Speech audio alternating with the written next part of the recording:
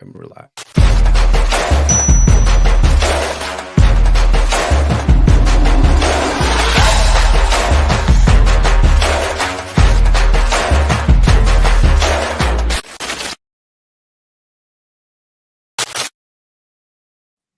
And welcome everybody. Trent ATD here, joined by my co-host as usual, Sam Sanika, and today we have Dr. Zammsy, aka Matt Gazer, and Rolf joining us. Gentlemen, how are you doing? We're doing great today. We're on an all-time high on this eve of our card drop. So thanks for having us, guys. Really appreciate it. Awesome. Aloha. Coming to you from Hawaii, middle of the Pacific Ocean. Yeah. Lucky guy. Always by the beach. So we're super excited to have you here. You are OGs in the wax space. Tell us what you got going on. Man, we got our set 3. Our set 3 is coming out tomorrow, 2 p.m. Pacific, 9 p.m. UTC for all the Europeans. And you can go to our website, drzamsy.com, check it out. But yeah, we are just living the dream right now. Matt and I have been doing this for about a year and a half now, where we just quit our jobs and we've just been building this incredible world. It's like a Lord of the Rings kind of massive world that is set in a Victorian style setting. But it's just a dream come true to build a world like this that we want to bring to the masses. We want to, there's just endless sequels and reruns of things. And, we want to bring something brand new to everyone, that's a Star Wars fan or Lord of the Rings fan, Harry Potter fan. This is a whole new thing for everyone to check out. Yeah, Dr. Zammsy was a brainchild of mine since college. Been working on the idea for 20 years about a doctor in a fantasy universe that is fighting a virus from another dimension. Coincidentally, we went through a pandemic, which is pretty funny. But I just been creating all the art and illustrations over the past 20 years. And then Rolf came to me with the idea of launching some, NFT projects. So I pitched some Dr. Zammsy, and last April we released our first packs with all our trading cards, and had phenomenal success, and we've just been off to the races ever since. So on top of the card game that I'm sure we'll get into, as well as our set 3 that we're launching tomorrow at 2 p.m. Pacific, we're also developing an animated series. And so we've already created an amazing pitch deck for the animated series, a 10-episode season, fully laid out with multiple seasons as well. And we had a friend of ours, a great writer. He's written scripts for other movies, animated films, and he helped us package that together. And we've actually already been speaking with Animal Logic, the makers of the Lego Movie, Gaumont, which is a huge film firm that's been around forever, and we're just scratching the surface. We haven't even approached Netflix or Apple Plus or any of those guys yet. So we're very hopeful. Nice. We're really excited. We kind of have a grand vision. We started off with how everyone with NFTs was a picture or collecting art. And so, but then it progressed to utility. People wanted a utility. So we have this grand vision of having like a streaming show, like actual original content, that there's NFTs, screen captures from the show, which then also work. You buy those NFTs, they work in the game. There's multiple utilities where it's useful in the game or staking. And then it's kind of a flywheel. So there'll just be sort of a perpetual, of live content or real animated or live or real show or content. Games. Yeah. Like before we started the project of the actual card game Dolo, and started working on the GDD, the game design doc, and all that kind of stuff, we actually were playing around with a metaverse concept. So if you go to our website and you click on the games tab, and you go to the 3D game page, we actually have a metaverse test where we actually built Dr. Zammsy's laboratory in 3D and actually had a tech artist work this out in VR, so you can actually pick things up. And the whole concept of the story is Dr. Zammsy shrinks down to the microrealm to investigate this virus.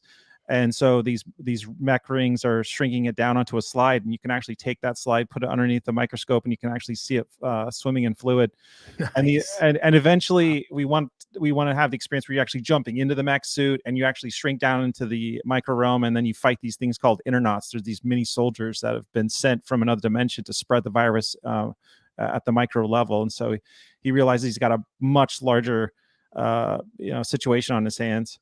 And if there's the picture right there. If you see that's the concept of the laboratory. Concept of the laboratory. And then this is the location of where Dr. Zammsy lives and works. It's called Halo Bridge Hospital, and it's this freaking massive island.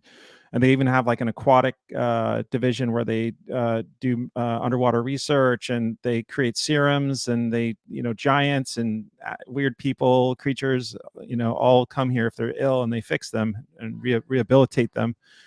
And so our grand vision for the metaverse eventually, after the card game launches, is to take that capital and put it into building out this whole island, and then eventually the entire world as well of Galligan. So it's pretty awesome. The art's always breathtaking, I gotta say. Thank you. And so we started on Wax, and we were here from the beginning of Wax, like when there was only the test net, and Wax used to be an Ethereum ERC20 token.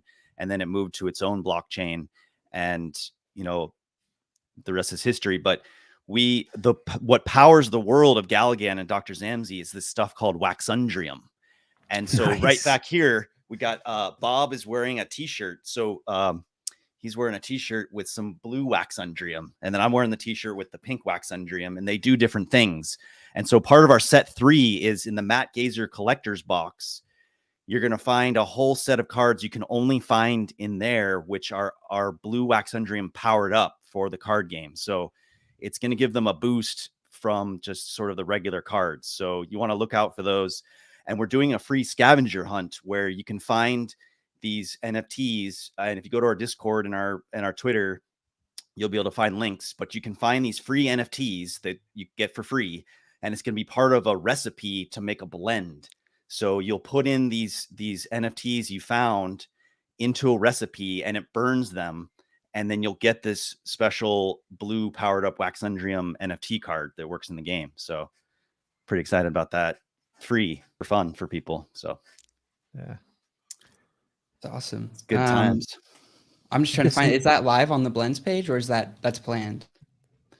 It's right now. If you go to our Twitter page, you can click on, we've got three of the pieces of the recipe are available right now. So if you scroll down a little bit, because we have a bunch of giveaways we're collaborating with. But if you scroll down a little bit farther, keep going down, you'll see right under here, it's right there. So right there on that one right there. So if you click on those links right there, you can get the first 3 pieces to the recipe are there already. So if you check our Discord today, there's shortly there's going to be a couple more to complete the scavenger hunt.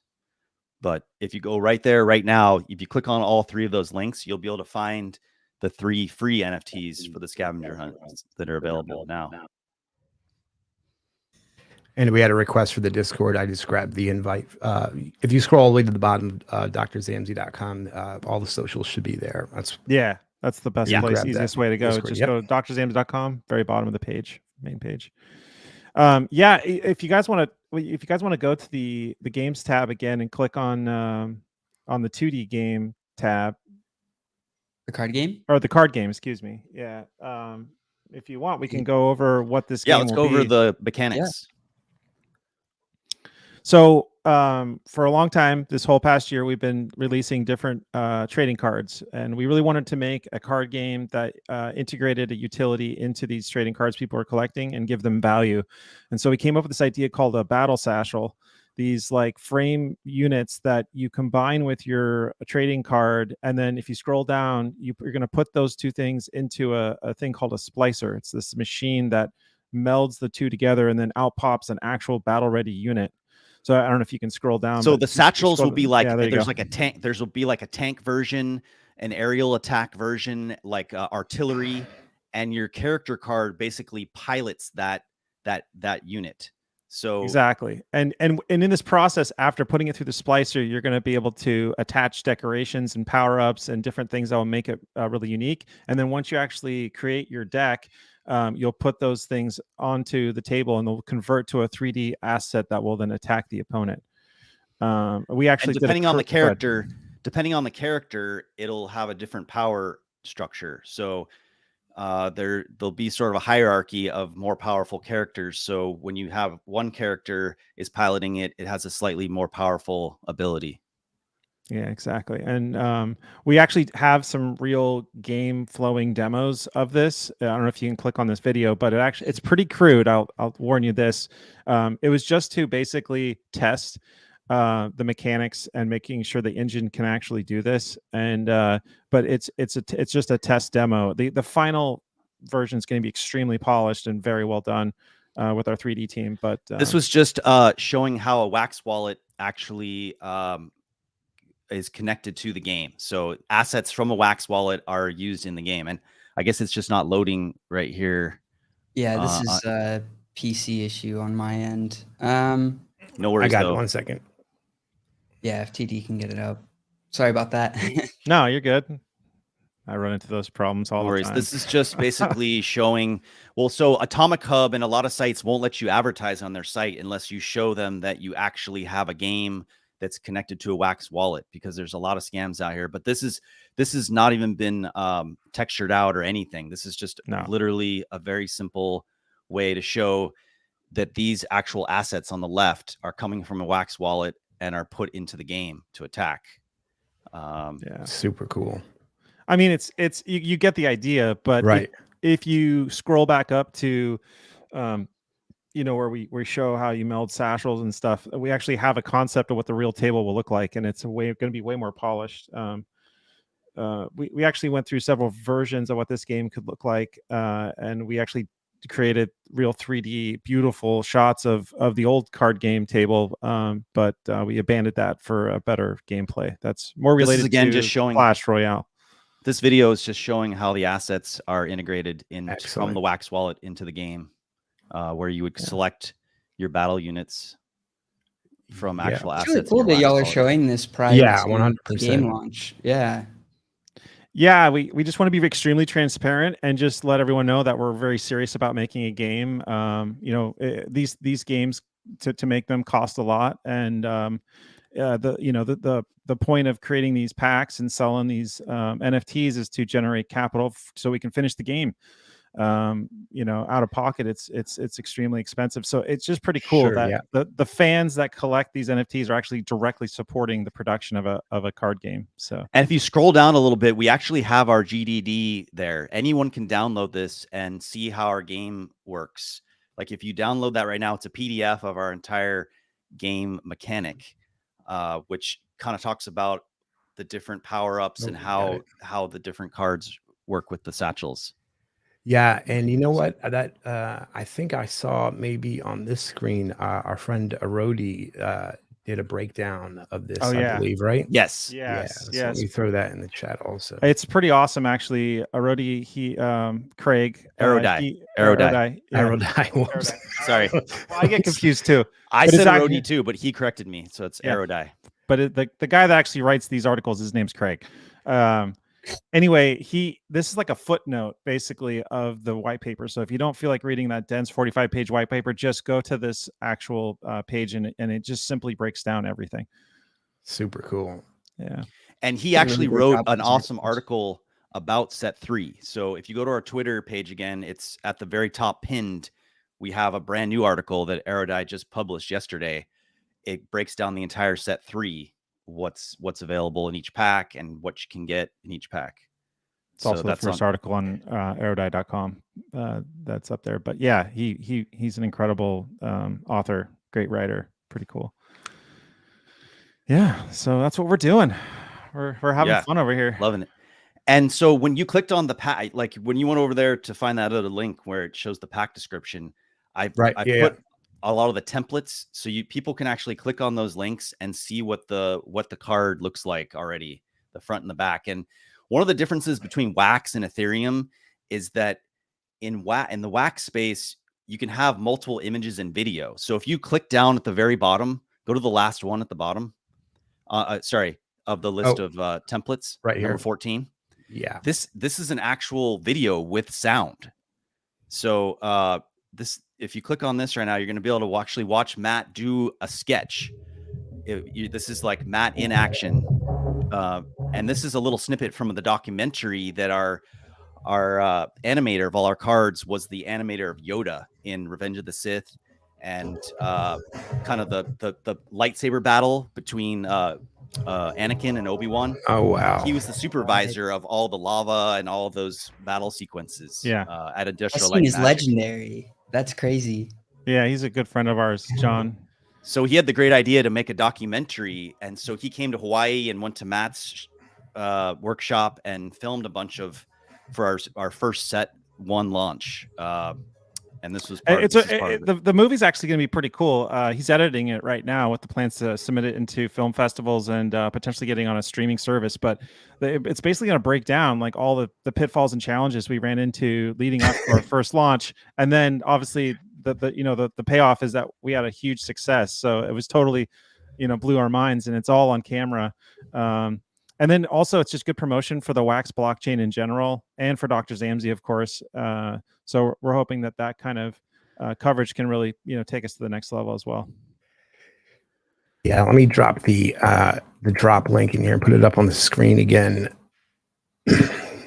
So there's the drop link there. You guys know how to navigate NFT. I sent the and so we have 3 packs. This is the collector's box. So there's only 20 of these. And these are for more the super fans or the whales. We made them for everyone. So there's a $25 one that pretty much anyone can afford.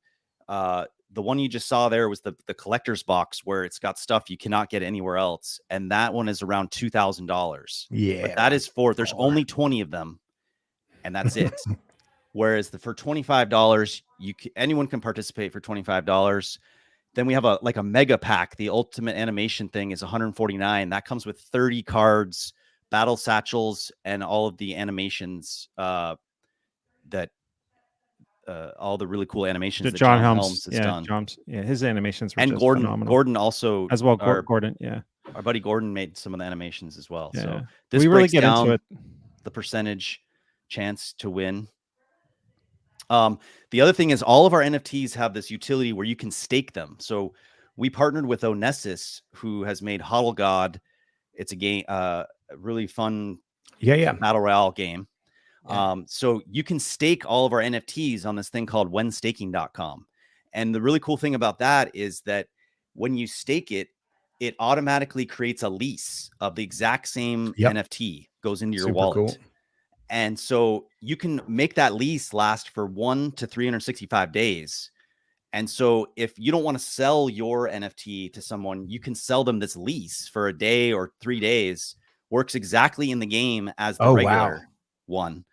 But that's part of the play to earn here, is that you can sell these leases that work in the game. So it's a really cool utility that our NFTs have. Wow, I didn't know that. That's super cool. Yeah, you can earn crypto. I don't know if anyone else is doing that. So I don't think I've been surprised to see people not really utilizing that, because I remember with like Hodl God, with the quests that they have, you could essentially like sell the ability for somebody to go complete the quest by staking like the I forgot what the NFT was.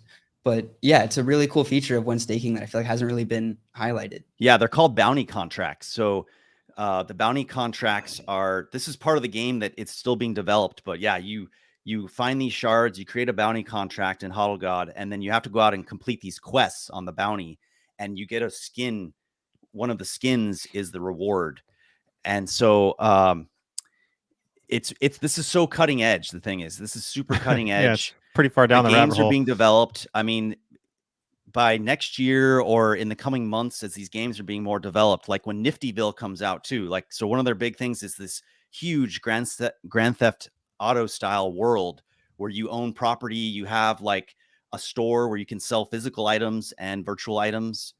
And that uses the Void token and this when staking thing. So we were really happy to be the first non-Onessis project to be a part of that. We're really good friends with the Onessis guys. and Cool. Yeah. love Dante. So for the card game, the the P2E component will be void starting out, but down the road we definitely want to look into doing like our own Dr. Z token, something like that. But yeah, void's the primary push for our initial launch. But a lot of the play to earn is also selling. Sorry, go ahead. No, you're good. You can go. Sorry. I was just going to say, like a huge part of the play to earn is that leasing thing I was just telling you about, where you can sell your leases on the marketplace, Atomic Hub. And you kind of earn twice there too, because if you're staking, like you can stake into the asset while it's being leased, right? On staking. Right. So each lease will have a void capacity.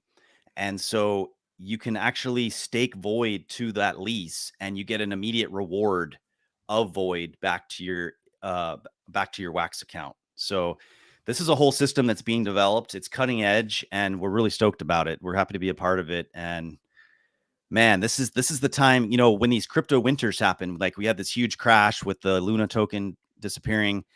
This is where like the best of the best get together. We get our minds together and we're taking from the ashes and creating a phoenix, from the ashes.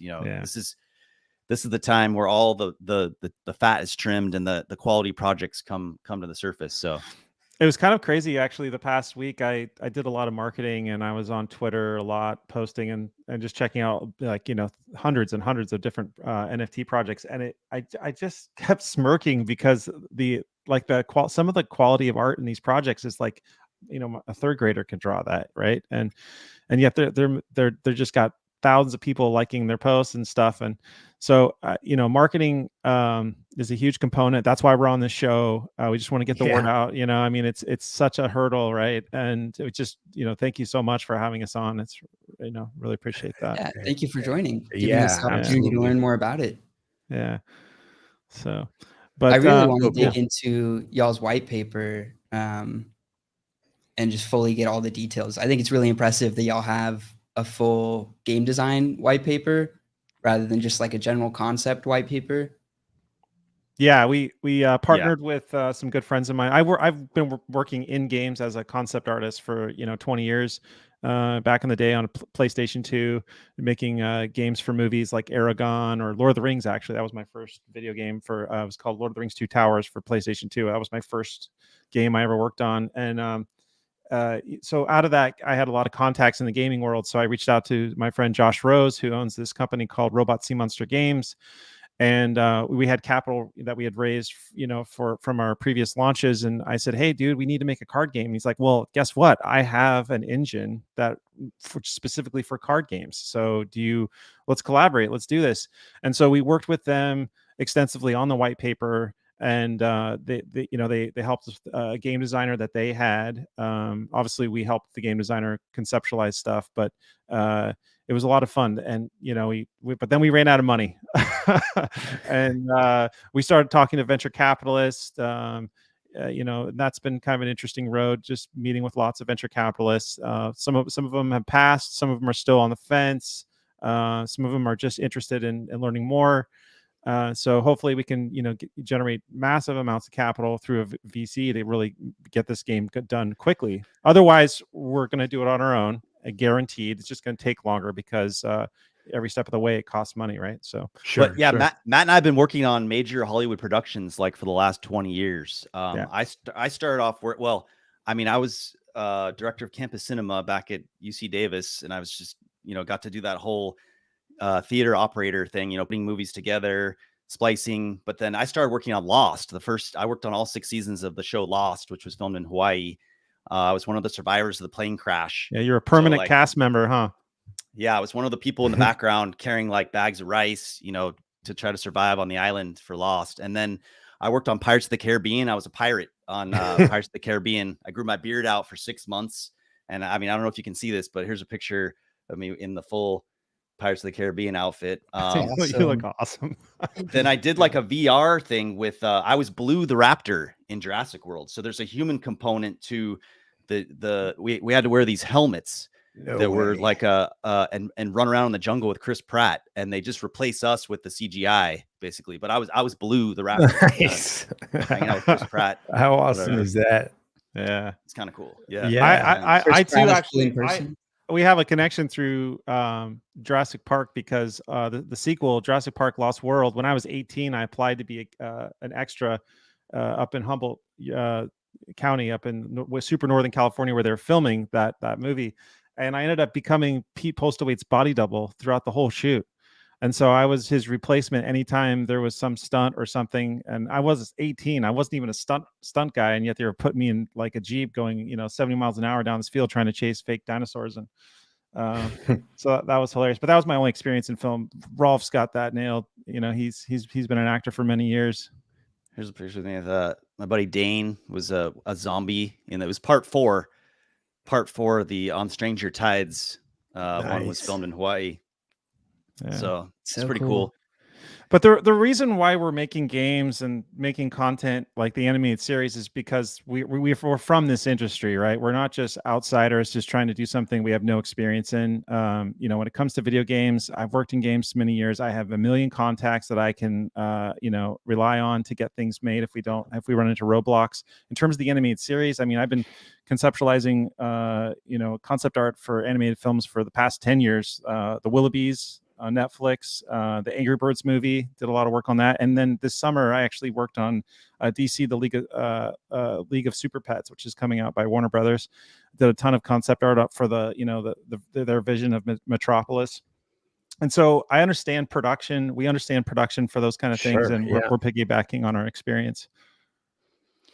Yeah, it's been such a dream come true to work with everyone, including John Helms, who was the animator, supervisor of all that stuff on the Star Wars movies, being a huge Star Wars fan myself, and can't wait to watch Kenobi coming out tomorrow as well. So tonight, I saw that, I think Disney Plus, I think, right? Yeah. Well, it comes out tomorrow, but I'll get to watch it in Hawaii. It's 9 p.m. when it's midnight when it gotcha. comes out on the West Coast. So I might stay up just to watch that. I know, right? I'm a huge Star Wars fan, so the fact that y'all have worked with Star Wars, that Matt worked on the animation for Clone Wars, it blows me away. That's Star Wars Celebration is this weekend.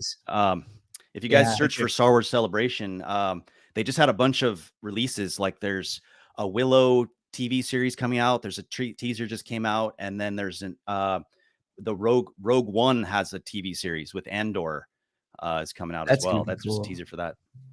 But yeah, I worked at Skywalker Ranch for 2 years with Dave Filoni, and actually, if anyone knows Skywalker Ranch, there's like a big white main house that's in a lot of pictures, and behind that is 3 other smaller homes that are actually used for artists to live and work.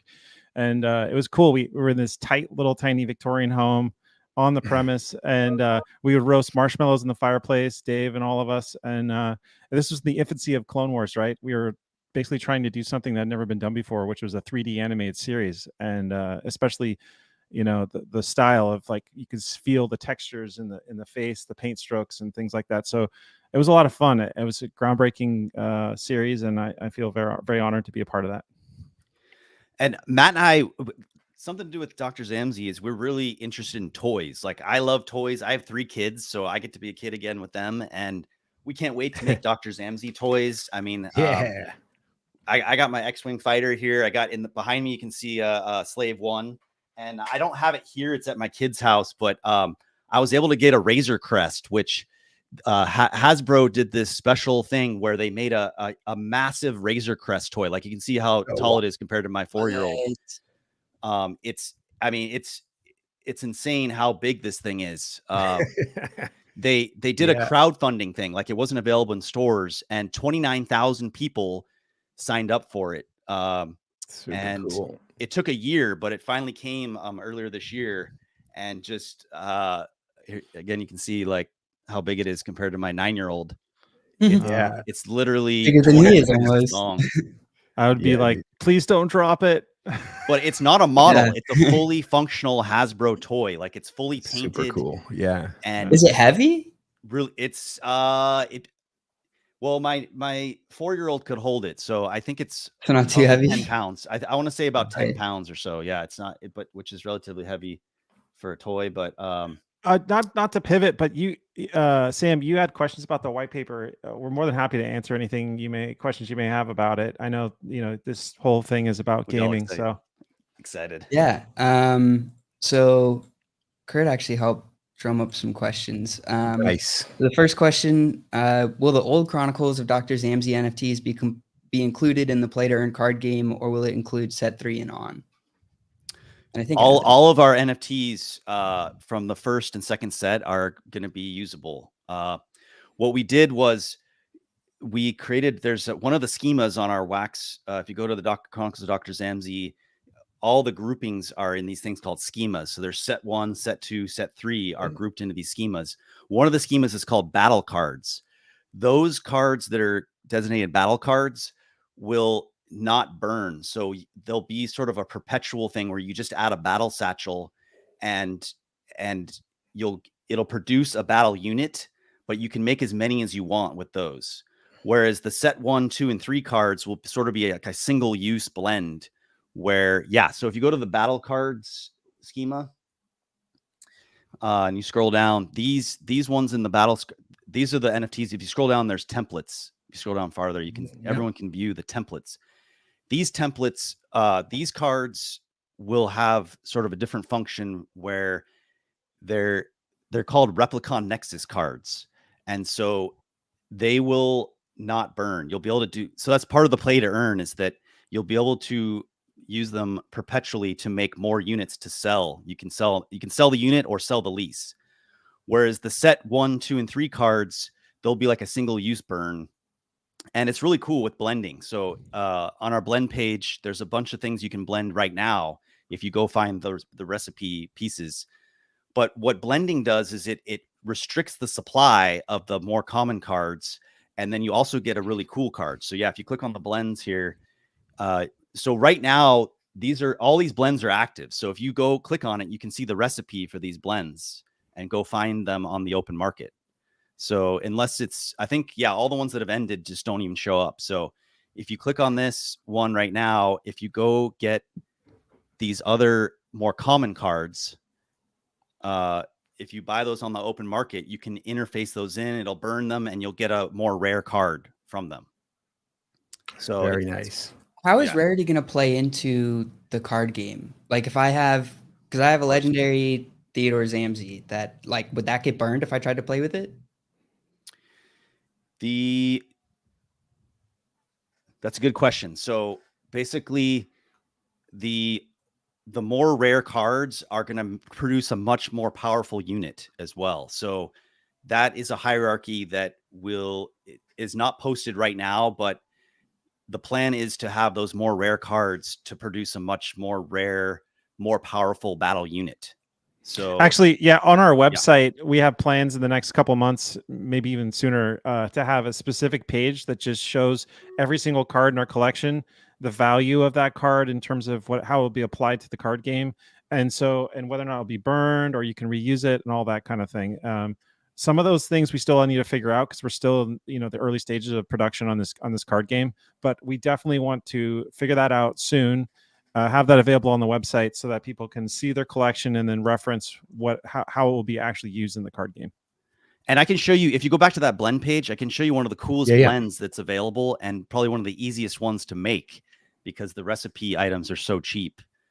I'll show you here in a second. It's the actual laboratory of Dr. Zammsy one. If you scroll down to just scroll down and you'll see the laboratory will come up here shortly. Almost there. So many cards. There it is, right there. So if you click on that one, the recipe items are extremely affordable, like fractions of a cent, I would assume, for all these things. And if you go on the Atomic Hub marketplace, you can purchase these things for like a fraction of a wax. Like you can see here, it's like 0.85 wax or something. And then you get this awesome Dr. Zammsy NFT, which is what we based off that 3D environment test. Was based off that painting that Matt did, that concept painting. So yeah, our grand plan system is to finish this card game, but then the proceeds capital generated from the card game, we want to directly move straight into the metaverse. And the Dr. Zammsy laboratory that we've built out, we want to finish that, add like a ton of components, like an arboretum where you can grow plants for medicinal reasons, get into like, experiencing surgeries with crazy creatures, exploring the island, all that kind of stuff. So the NFTs that you burn in these blends, for example, like that Dr. Zammsy laboratory, I think will eventually have a lot more value over time, especially if you start the game in the laboratory itself, right? You're actually holding in your hand a rare item that's conceptual for that particular part of the game. But yeah, like the card game is our primary focus right now, and pitching to animation studios for the animated series. Those two things are our top two priorities, on top of creating more sets and weekly drops and everything else. Yeah. Cool. But he just got the blend. That's so cool. So yeah. So he just demonstrated how you could go on the market and just for very small amounts of wax, you can get the recipe for that one. And now he's got that. Yeah. NFT. Nice, Yeah. dude. It's Way really to cool. go. That's cool. Yeah. And the mints are still pretty low, right? Looks like I got a number 83. 83. Yeah. Yeah. You got number 83. So awesome. Yeah. Very good. So blending is one of the most fun things it's one of the coolest things because we'll go on the marketplace and see what is there a flood of, and that'll be part of a blend. So it can supply, makes it more valuable. Then you get a cool NFT also. Yeah. Yeah, no doubt. That's cool, man. It's good times. So yeah, we're excited. I mean, this is, I think, 6-7 months in the making, this set 3 that's launching tomorrow at 2 p.m. Pacific, and the quality of the art. Pacific. I'm sorry. I think it's 2 p.m. Let me see the drops. It's 2 p.m. Pacific, 9 p.m. UTC. We're also doing we have these really cool shirts that we have this like shirt company that makes shirts on demand, so we don't have to have boxes of shirts at our house, and we make almost nothing off them, but they're really cool. And we're doing like a thing where if anyone buys a shirt and takes a picture of it and puts it on our Discord, we'll send you 2 free packs. Yeah, send your wax. If you buy the t-shirt, prove you actually bought it and hold it up with a picture. If you post it on our Discord and give us your wax address, we'll send you some free NFTs. Yeah, and so the link to how to get a t-shirt is actually in if you go back to the box, that box. There's like a merch tab, right? Yeah, go to the merch tab and go to apparel, and I'll send you straight to the t-shirt page. Exactly. And it's also in the description of the boxes. What's that? Cotton Bureau. Cotton Bureau. Okay. Yeah, you got it. I got it in the chat. Nice. Perfect. Yeah, so that's pretty fun. So apparel right here? Yeah, apparel. But I've also, so on terms of the merch tab, I've been doing Comic Cons for 8 years now. Silicon Valley Comic Con. I've done Emerald City Comic Con in Seattle, Rose City Comic Con in Portland. I've done all these, right? And so I have these art books that I've self-published that are phenomenal. I've got a limited edition version. I've got the fantastical art of Matt Gazer. It's just a great book, and actually Dr. Zammsy is a chapter in that book too, which shows the early development of all this. And yeah, I mean, if you go. And these shirts too are like the most comfortable shirt I've ever had, ever. I mean, I wear these shirts to bed because they're just so comfortable, or just anywhere. I mean, I live in Hawaii. It's really hot here, and I just wear them around town because they've figured out whatever the base shirt is that they use is really comfortable. Yeah, I'm going to actually order mine right now. Let me just type my address. Doing the same thing. Nice. You guys want some free NFTs? I love it. Yeah. So the top 4 on there are brand new from set 3. And then the other ones were ones we made from before, from set 2 and set 1. So we kind of took some of the best, our favorite NFT images and put them on the shirts. But if you go back to the merch tab and you click on toys or you click on books, you also see the other merchandise that we're selling on there too. That's not NFT related, but it's physical goods of the fantasy worlds that I've created that help develop Dr. Zammsy. So yeah, if you want to see more of the stuff that Matt's worked on, like the actual stuff from Clone Wars, you can go to mattgazer.com. If you go to mattgazer.com, you can see all the stuff he's worked on. And one of the coolest things he worked on was these massive EDM festivals. So in Europe, they have these like couple 100,000 people come for these EDM festivals, and Matt designed the entire stage where the fireworks are blowing up and everything. Like, it's incredible. It's called the Daydream Festival. It's an EDM concert that happens once a year. It's actually tours all around the world too. The previous stage from the previous year, Germany, I think Japan, Brazil, and Netherlands. And what they do is they have me design the poster, and then the world from the poster, we try and extrapolate a stage design. And then once that gets approved, then I actually do all the textures for the stage, and they print them out and they laminate them on board, and they put them on these huge scaffolding sets. And then they wire it with crazy lights and pyrotechnics. And my wife and I went to one before COVID, and it was just insane. Like the music, crazy music, lasers everywhere, fireworks. It was just like 80,000 people all rocking out, and it was wild. Good times. So yeah, check out mattgazer.com too.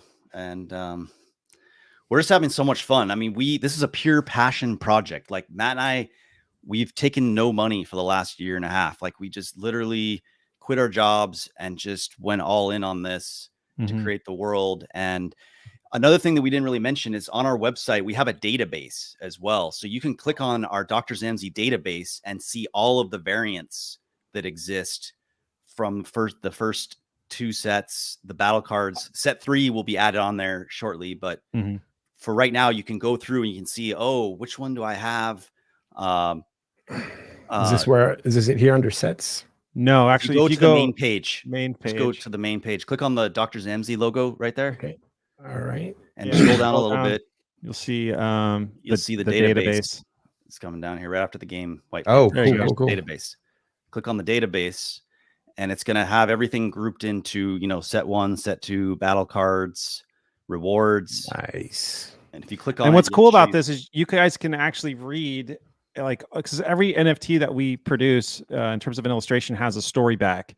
That's what the beauty is for the Wax blockchain versus it's a graphic Ethereum. novel. Basically. It's like basically a new NFT version of a graphic novel. So every single card has a unique story that's connected to the overarching story of Dr. Zammsy. We get very specific with sub characters that help develop the world and the lore. We also get into crazy details about Dr. Zammsy himself and what he's doing and why. And we also have a lot of foreign collectors. We have a lot of foreign collectors, like in India and in Europe. And on the database, you can cut and paste what's on the back of the card into a translator. Right. So nice. A lot of people were asking, with our NFTs, they couldn't read the back because it's on an NFT. But here's where you can literally cut and paste the story into a translator to better understand stuff. Yeah. So cool. Yeah. It's pretty fun. Lots of material to review there. And then I don't know if you guys, this is something that an app that people might have forgot about, but it's called Token Head. And it's on all the app stores. You can get on the Apple App Store, the Android App Store, called Token Head. And it's a way to see all of the NFTs in your Wax wallet. And one of the coolest features is you can actually click on what you don't have, and it'll show you every card you don't have in your collection.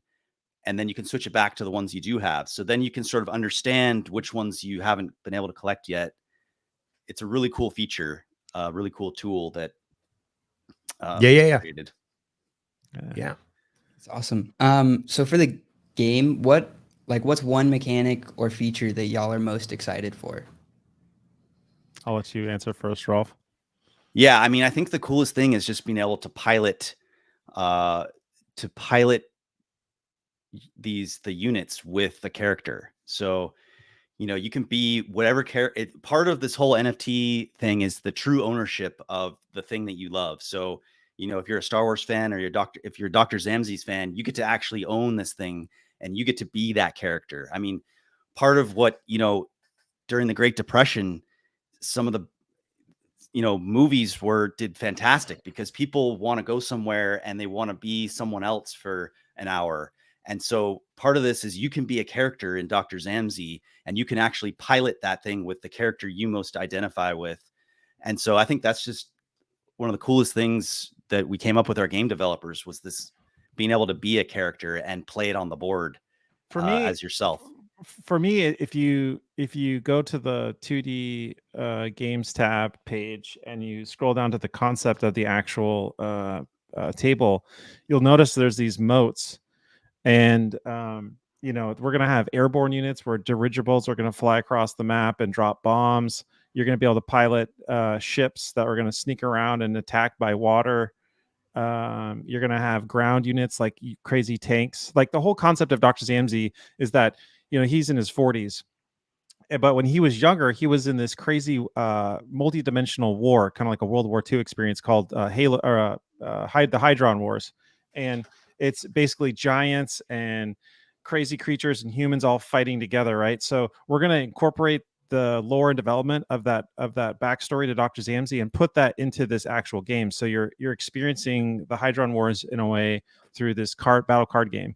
And we want to work on multiple different kinds of maps, not just terrain that looks just like this, but, you know, desert, ocean, like all kinds of different maps that will eventually lay out, including seasonal too, like, you know, Halloween version, Christmas version, all those kind of things down the road.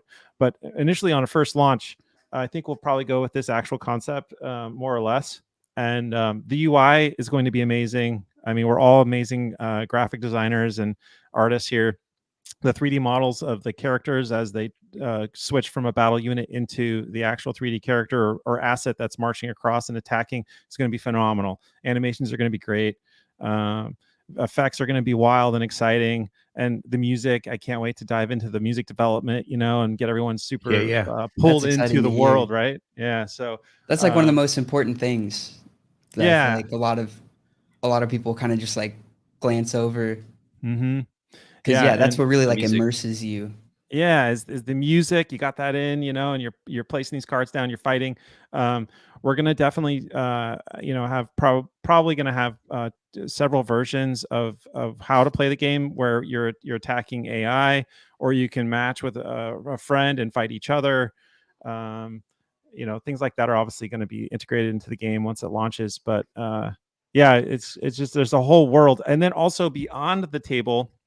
So that metaverse test I showed you, right, of Dr. Zammsy's laboratory, eventually we want to actually put the card game in the metaverse, in his laboratory, or in a kiosk area or somewhere else on the Halo Bridge Hospital Island where you can walk up, you've been playing in the metaverse, and you actually dive into the card game in real time through VR. So that's the end goal right there. That's super cool. Yeah. And then something that some people may have missed this, but we sent out a promo NFT to every Wax wallet that had a Dr. Zammsy NFT.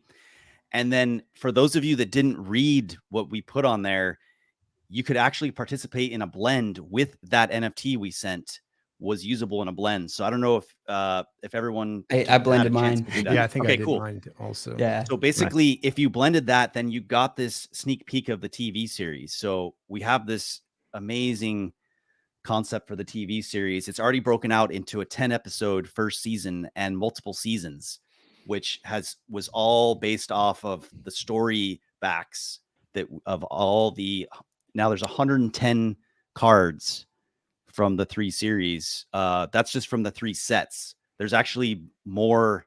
There's probably more, like 200 or 300 different templates, but after set 3, we have 110 of the main set templates. And so if you read all those stories, that's what this massive world is based off of.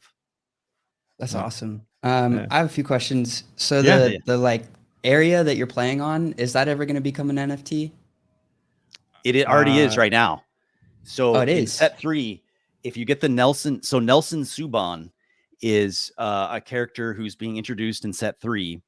And he's kind of this guy who he's a real big fan of Dr. Zammsy. He doesn't look like he's too like tough, but you know, if you piss him off, he has these special abilities. And on the back of his card is actually that concept of the concept of the board is on the back of that card already. So I can put it. And actually, we can pull that when template up if you want to see it. When we get a little farther down in terms of production and we actually build out 3D assets, because like when you take a card and you take a satchel and you meld it into the splicer machine, out pops a 3D version of your battle ready unit. And so we're going to have NFTs that we're going to release of these things, as well as, you know, character assets, you know, where I don't know. There's just a lot of ideas we have flowing on the table that once the 3D assets start getting textured and finished, we're going to apply that as sellable NFT assets. So this is the building. Oh no, so that's a satchel. That's yeah. Sorry, which one was the template that has the map? Let me get that for you really quick. I just got to get on the Atomic Hub. Rolf's your guy. I also had a bit of an idea. I was asking if like legendaries would burn earlier. Could you avoid burning by just leasing to yourself through when staking? That's a good question. So you're gonna use your character card and the satchel to create the battle unit. So the burning and everything is going to happen with the actual item. But once you create the battle unit, you would create a lease from that unit. The leases themselves, that's a really good question. That's something that probably makes sense. I have to talk to Dante about that. But I think that it would make sense that you could make a limited edition lease unit. But I believe what's going to happen is you'll take your original units, your original satchel and character card, create a battle unit, and that is where the lease will come from. I don't think you'll be able to do it what you just mentioned. But let me just get that one. But like I could still burn my legendary to make a really strong unit, and then can units like die or anything of that nature? Your unit will be able to be used over and over again when you play a new game. But of course, in the game, it's similar to Battle Royale. So once you have a card, that card doesn't go away. What's in your deck? It's just in the game. It comes up, it dies, and then it comes back up in your deck again as you're playing the game. So I don't know if can I post in a chat here the actual here we got a private chat here. Yeah, absolutely. Here's the template address for the one that I was talking about. Yeah, you can pull put it in the chat there. Pulled up in the wrong tab. My bad. So there we go. Okay, so here's Nelson. Nelson's a huge fan of Dr. Zammsy, and he wants to be a doctor too, like Dr. Zammsy. And so you can read the story on the back where he is talking to Dr. Zammsy, and you can see right there's the concept board, because the story on the back here deals with they're actually playing a game at the bar, and there's a bar brawl that breaks out. And, you know, Nelson, all of a sudden he's a younger guy, so he's just learning how to use these abilities. But later on, I can tell you in the story, there's these pirates that capture Dr. Zammsy, and they're kind of like, I don't know if you guys remember Crocodile Dundee 2, but there's kind of a similar scene to that where the guys like the pirates are like, well, we got you captured now, and Dr. Zammsy's like, well, but you don't have a Nelson. And they're like, what's a Nelson? And then you see this kind of scrawny kid, and then you see what happens next, and everyone will have to watch that and see what happens next. Yeah, I just read what happens next. That's that's awesome. Yeah, he's got some Hulk abilities. Yeah, that's so this is super cool to see. So I mean, like as we progress from the card game into the metaverse, we're going to bring to fruition. The whole goal is to put Nelson in there. And, you know, maybe, you know, once an enemy or something, or like a, you know, of course, yeah, he'd be a character you can play. Yeah, totally. Where his arm would explode and attack, you know, and so it's a lot of fun. So, I think maybe I asked my question weird. Will the concept board, will there be like ownable concept boards to where like, I don't know, essentially people would play on them and the person who owns it might get rent? Or I see what like you're saying. Like I know with blockchain brawlers, they have like different rings and stuff. So that would make sense. I mean, I see what you're saying, where you could have the Christmas or the Halloween version, and then people could actually play on that version of the table that you own. That's definitely something to consider. I like that idea a lot. For sure. Yeah, we hadn't considered that yet. But and then I've got another template here. I'm going to put in the chat here another really exciting character who's basically Dr. Zammsy's nemesis. Could be love interest, could be, but if you click on here, you can see this is a really cool card of a character called Amelia Youngling, who her kind of the inspiration for her was Eileen Gu, who was this amazing gold medalist in the Olympics. She won like 3 gold medals doing skiing in the Winter Olympics this year. And just this really hot, awesome girl who is really smart. She's also a doctor, like Dr. Zammsy. And she's, if you read this story, she's the one that goes out and investigates like what happened with this orgaton that died in the field. And she's the one who kind of gets it started here. But then she needs Dr. Zammsy's help because he was kind of the originator of the research needed to solve this mystery. So Rolf, can you actually share with them the animated short we made for set 2? It actually shows the whole entire franchise, if it's converted to an animated series, all starts with these massive giants called orgatons. They live for like 2,000 years. They never die. And if they do, they walk themselves out to sea so that they don't rot on the ground and wreak havoc, in the lands. And this particular giant actually dies on this farm. And we actually animated that whole scene using 2D animation and splicing and moving things around.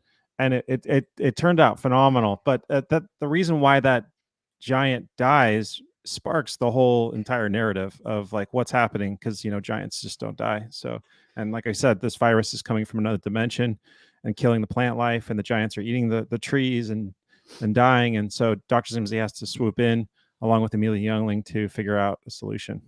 But yeah, so I put a link in the chat for this 2D animation that we made.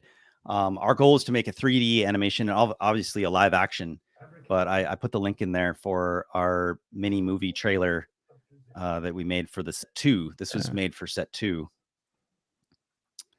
I don't know if you can pull that up or not, but yeah, I got it. Yeah, I would try, but my YouTube's struggling. This is also on our TD's YouTube channel if people want to check it out. Presents The Chronicles of Dr. Zammsy, Series 2. The sequence continues. The end and the beginning.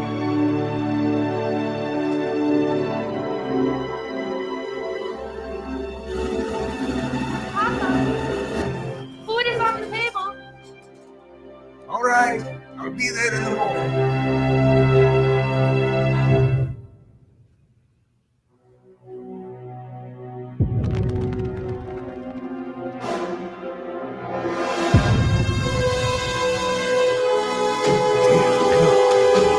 Papa, what's happening? Catrice, get into the cellar, quickly.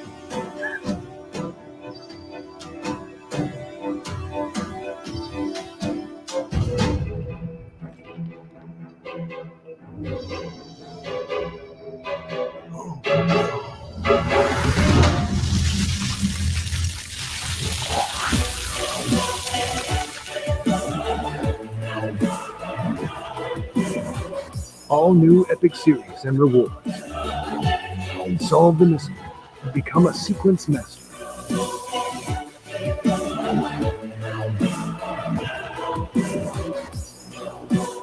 Enter a world between worlds. A portal to a fantastical realm. Continue the journey. Where his past forms the nexus to the final struggle for reunification.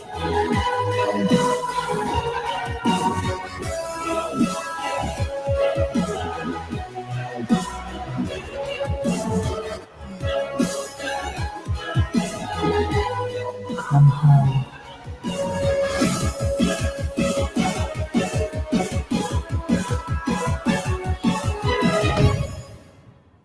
So that was our that launch for set 2, but from last year. Yeah. Awesome. Super cool. Good times. Yeah, like Grimace says, I can't agree more with the art. It's just amazing. Kudos to you guys.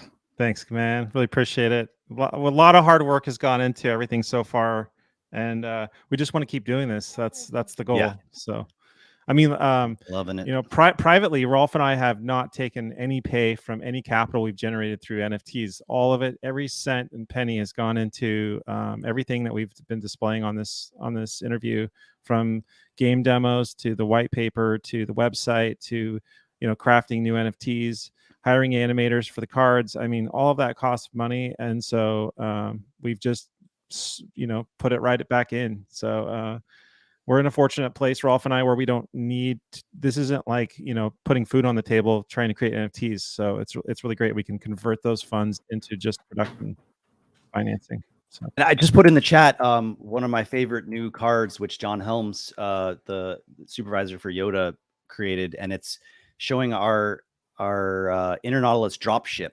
who, when Dr. Zammsy goes into the micro realm, he gets attacked by these Internauts, and this is one of the vehicles that basically comes in and drops the Internauts in. So yeah. So Viz Deidre, the main villain in the story, when she launches this huge war on the world of Galagan that Dr. Zammsy comes from, she decides to do it really nefariously through this virus, and she sends out her armies in these machines, and they go into the micro realm and spread the virus. And so that vehicle, that dropship, is part of their legion of how they attack. What are they shooting? Those are actually those are actually antivirus organisms that are trying to attack them. And so they have these shields, these like hyper energy shields that they can bounce them off of. And they also have these guns where they shoot the virus out of and kill anything that comes out in their way. But Dr. Zammsy, in the actual animated series for the pilot episode, our writer wrote a pilot script, and it was pretty cool. Like Dr. Zammsy has this sidekick robot named Mrs. Billings, and so she goes into the micro realm with him. And when they discover this attack happening, she sacrifices herself to save Dr. Zammsy before he can zip back out of the micro realm into the real world. And if people are familiar with, if they've played Clash Royale or they've played Magic the Gathering style games, there's this card called a taunt card that you place that can kind of, it focuses all the enemies have to destroy that card first before attacking other enemies. And so if you click on I put in the chat link to our sort of idea for a taunt card guy, the shield card, which is one of these Internauts with the shield. So I put the link in the chat there. But the Inner Nautilus dropship is going to be in set 3. So yes, so is the taunt. So is the shield card that I just put in here. It's part of set 3 as well. Yeah. So and then I also put that Halo Bridge Hospital amazing painting that's on our website is also one of the NFTs in set 3. So you can actually own that NFT with the painting of Halo Bridge Hospital. Nice. Our one of our great friends and 3D artists that worked on the show, Gordon, just said hi. What's up, Gordon? He's been doing a lot of incredible work for us, and for set 3 actually did some animations for it as well. But he's like a phenomenal 3D modeler. Helped us out with the metaverse test almost exclusively. Super awesome. He's in the chat. Thanks for showing up. Yeah. And then I put oh, go ahead. Sorry, no, you can go.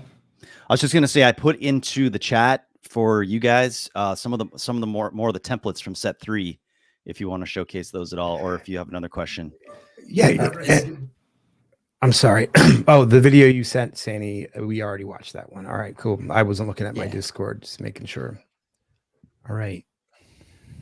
So this was actually what you're showing right now on the screen is from the Retro Rebellion from Blockchain Heroes. Like we just had a really cool meeting with Joel yesterday, actually. Guy from Joel, the Nifty Show. The Nifty Show, who they're the creators of Blockchain Heroes. And so we did a collaboration with them earlier this year where they wanted this sort of Miami Vice retro 80s look. And so if you go on the marketplace, you can find these. They're kind of rare, probably. There's only a few of them that are. It's pretty funny. It's like a Dr. Zammsy meets Miami Vice. But yeah, there's a lot. But we do a lot of collaborations, and actually, we haven't really announced this much, but Yoshi Drops, which is a huge NFT shop for music. Michael Blue, that runs that whole thing. They also created Uplift World and projects like that. Michael Blue actually came to us and said, "Hey, do you guys want to work on an original project together?" And so I had like a whole other world that was originally going to be for a video game that I wanted to make. and it's this crazy platformy environment that's just super wild. I think I might have some examples of it on my website, but mattgazer.com. Anyway, I pitched him the idea, and I had just so much art that he's actually making a generative NFT project called The Gazers. No pun intended. Yeah, and he's trying to get well, I can't say who might actually be the musician, but he's trying to get a super A-list musician to either write music for that project or just use music from his library to attach to the NFTs. So that's pretty cool. Awesome. Yeah, definitely. Yeah. That's supposed to launch, I think, in August, if we're not in a world war. So this, by then. and then this picture that we're showing right here, this is how Dr. Z goes down to the micro realm. So if you check out our 3D metaverse concept, you'll see that it shrinks down. He's in this this outfit. It was originally, this was one of the Halo Bridge Hospital used this for undersea water exploration. But a new version came out, so they were just gonna junk the old ones, and Dr. Z was like, wait, can I have that for my own research? So that's why this one's a little rusty, because it's kind of an older one that they were going to throw away, and he turned it into this this suit that can be micronized down into the micro realm, and you can read all about that on the back of the card, that story. Yeah, we really get into story. I mean, mountains of countless hours of writing this stuff, editing the material together, making sure we put our periods and exclamation points in the right place. And yeah, I mean, it's just a lot of fun. You know, you're not just collecting art, you're actually reading a story. And you might, I don't know, if we're lucky, get a piece of history. If this animated series picks up, you know, and it turns into the next Harry Potter, I mean, you're getting on the ground floor of something that could be, you know, huge 10 years from now, 5 years from now, who knows? So. And then I put another link in the chat. Go ahead. I was just gonna say, especially with your animation, like just style and skill, like it's very much similar to Clone Wars. Like it's something that kind of ageless. Painterly. Well done. Yeah. We're gonna play a guessing game now. Guessing the artist, A-list musician. Well, it's we're definitely gonna do an EDM music thing, because we're gonna try and tie it together with the Daydream Festival, and yeah. Here we have another character. Here? Is this what does she have in her hands? Oh, this painting actually was made by a different artist. The first time we ever brought in another illustrator, our friend Felix Bauer. And the story on this one's pretty cool. So Rhea Brighton is actually Dr. Zammsy's niece. And she runs in the underground of this huge metropolis called New Logan, which we also have an NFT of. This huge metropolis of giants and humans and creatures all going to work at different scales and stuff. Well, she lives there. And her job is to go into the underground market and find either illegal or hard to find medicines in the underground market for Dr. Zammsy. And so this is her on the run doing just that. And she has this little creature friend robot, which is called an arithmetic, that flies around and kind of does reconnaissance for her and stuff like that. Kind of like a drone, like a personal drone that but has an AI like personality and goes around and gets into hard little spots that she can't get into and can spy on what's going on. And she's carrying a little vial of this this substance that Dr. Zammsy needs for an experiment, and she's getting chased by these security guards in the back here are after her. So I mean, obviously you can tell like all this development is so right for an animated series. Like we always tease that each card could be its own episode. And so in a weird way, through NFTs and stuff, we're actually doing a lot of groundwork for future development for all kinds of things. And right, agreed. Yeah, so it's a great way to do that, you know. It's also some great kind of like lore teasers for anybody who wants to try to follow the series. Well, like, what's fun is we're planning more scavenger hunts and giveaways in the near future, and we're really going to test people's ability to read everything and understand the material, and have like little hints on well, if you can figure this out, and then you got to read every card to figure that out, right? So I think that'd be a lot of fun. Yeah, and one of the things you can see in our new set is we've added MP4s to the animations, because before it wasn't really supported, like in the very first thing. Things were more GIFs and lower quality. So I put another link in the chat there for another one of our animations where we still included a GIF, but then if you want to see the higher quality version of it, it's in the MP4. If you want, and yeah, it's just, it makes sense. And even having music and stuff associated to this one particularly does not have music, but like the Matt Gazer sketching one has music embedded in there. This particular card is called the Dalton Armada, which is like a huge celebratory dirigible event that celebrates a moment in the Hydron Wars when this guy, Dalton, sacrificed himself to blow up the main portal that was releasing all the enemies into their world. And he used a dirigible to do it. And so they honor him and their freedom by casting out all these amazing balloons. And kind of the inspiration for this card is sort of like Dunkirk, where, you know, civilian ships were used. And even like in Star Wars, like, I'm not sure if everyone knows this, but, you know, Admiral Akbar, he's a Mon Calamari. All of their capital ships were like originally sort of cruise ships, like pleasure ships. But when the Empire attacks, they change those into basically the capital ships for the rebellion. And so that's what the inspiration of this card was, is sort of these civilian type ships that are converted for military use when needed. And those giants too, the Orgaton giants, they're also enlisted into wars that happen. They're very loyal to the kingdom. And we have actually a battle card of an Orgaton with all his gear on and has these crazy mace weapons. I'm not sure if we can pull that up, but that's a pretty cool one. And that just illustrates, like, you know, the history of the world, and when there's wartime, who gets involved and how they change, you know, in terms of what they do. Is it one of these ones here? Yeah, exactly. It's from set 1. Oh yeah, I have one of these cards. Right here. Yeah, it's one of these right here. We haven't there's an animated version of these. If you get to the epic version, that shows the full animation and the lightning bolt from the Waxendrium. You said the epic? I clicked on that. Yeah, if you get the epic one, I don't know if there's any on the market, but let me get the template. I'll try to find the template for you. It's pretty cool being on your show and going through all our material. No one's ever like wanted to like look at the cards and talk about the cards. So pretty awesome. Because I know it's great to get eyeballs, because I mean, we know about this stuff. We're having so much fun making this, but then we forget, or we just want to get this out and share it with everyone so they can see what it's not just an NFT. A regular NFT. As you can see though, from set 1 to set 3, the amount of written material has like you know, quadrupled. We used to just write little tiny blurbs and call it a day, but now we're just doing full-blown stories. So I guess actually I really enjoy that y'all are taking us through the cards, because I hadn't read most of these backs, and there's a lot of detail there that I'm gonna need to go dig into. Yeah, it's a lot of fun. Yeah, because I was kind of like wondering what the world was, and like it's very, just the characters that y'all chose are very intriguing. So everyone has a purpose. Yeah.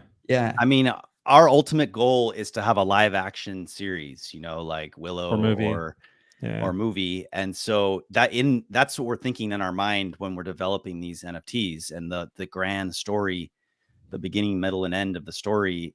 That's our vision, is, you know, realize we have to prove to everyone that somebody likes this other than just Matt and I, which, you know, obviously there's some people here that like it, but right now, actually, like I said, we're talking with animation studios, and we're getting a lot of great interest. But what we're realizing is we need real representation. So we're in the hunt right now for an actual agent. So I mean, like, I have a million contacts in the animation world, and I've wiggled our way into meetings and stuff. And but we really need real representation. So if anyone out there knows a great agent in Hollywood, let us know.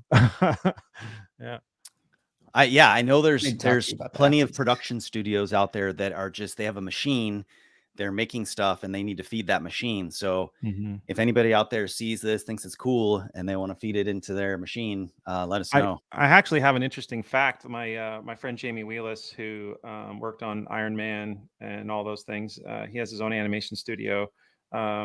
Anyway, he said that, like, every year in terms of entertainment right now, because of all the streaming that's going on, the amount of content that's needed every year right now is the equivalent of like every TV show and movie made in like the 80s and 90s combined just for 1 year. So That's why we feel like Dr. Zammsy really has a chance at maybe getting turned into fruition in terms of animated series or movies, because there's just not a lot of great content that's out there in terms of new fantasy worlds, new sci-fi experiences. And so especially the fantasy worlds, I feel like there was Yeah. that one show, I can't think of the name, but it's essentially about like if we had settled Mars in the asteroid belt and like how that would play out. Oh, as The sort of a Expanse. war. Talking Expanse. about The Expanse. Yeah, Yeah, that's there was that's that Rolf's one. that's his favorite show. Yeah. I'm a It's huge really well Expanse done. fan. Yeah. I think again, I think they had the same problem that Dr. Zammsy has. Just like you talk to people who are huge Star Wars fans, they've never heard of The Expanse. Like it's an It eyeball shocks thing. me. Yeah. It's just so good. And especially the last few seasons, like because the first couple were on the Sci-Fi Channel, and I think it really improved in like season 5 is so awesome with the space battles. I mean, you think that the Rocinante is done, and then just something happens at this last second. You're like, holy, it's just so amazing. I think my have favorite t-shirts. part was the way they did the like space battles, and that the bullets Yes. like were going through the ship, and like it's just a whole different way of looking at it, because you kind of see Star Wars where Yeah. like it's more of attacking like the outside of the ship, but to see like the bullets coming through and the computers like highlighting them as red, and like Totally. you're trying to make sure that you hit their engine. And I don't know, because like with Star Wars, I think you shoot the ship, it has like a shield, so it's just damaging the whole ship.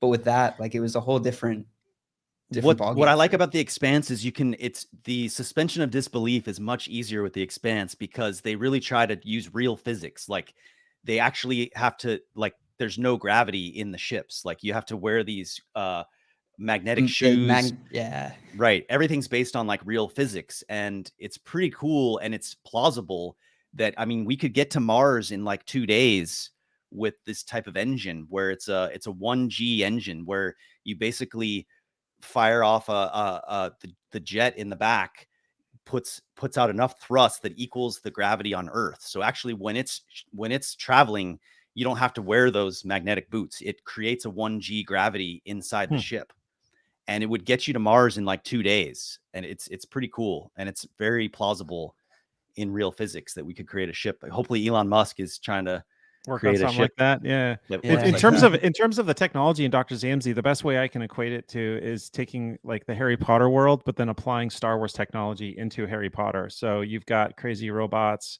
you've got really cool, computer screens, you got all kinds of wild mechanical things going on, but it's done in this Edwardian sort of undertone. Definitely not steampunk, although people sometimes I think the only word they can come up with is steampunk, but I like to say Victorian sci-fi fantasy. And I think that undertone overall as a franchise is very relatable, because people are used to that. It's not like something totally out of the beyond where you seem like you're maybe high on drugs or something. It's not trippy, it's very relatable. So Yeah. And we've seen shows like the Arcane, and I think it's called the Nevers, which kind of have that Victorian look to it. and Nevers is a great example. Yeah, and I Arcane, really enjoyed Arcane. we did too. Yeah, actually that's and there's also an episode on season 2 of Love, Death and Robots called the Tallgrass. Good series. The Tallgrass episode. So essentially the way we want to approach the animated series is like the Tallgrass episode meets Arcane, which and we've talked to our visual effects friend John Helms, and he said it's very doable. You just 3D model every scene in grayscale, light it exactly how you want. Then you have an artist paint over it all the textures and colors and designs, and then you bake that over the 3D geometry, and then you can start parallaxing and move the camera and stuff. So we already have an interesting understanding of how to do that. We just want the chance to actually try it. So yeah.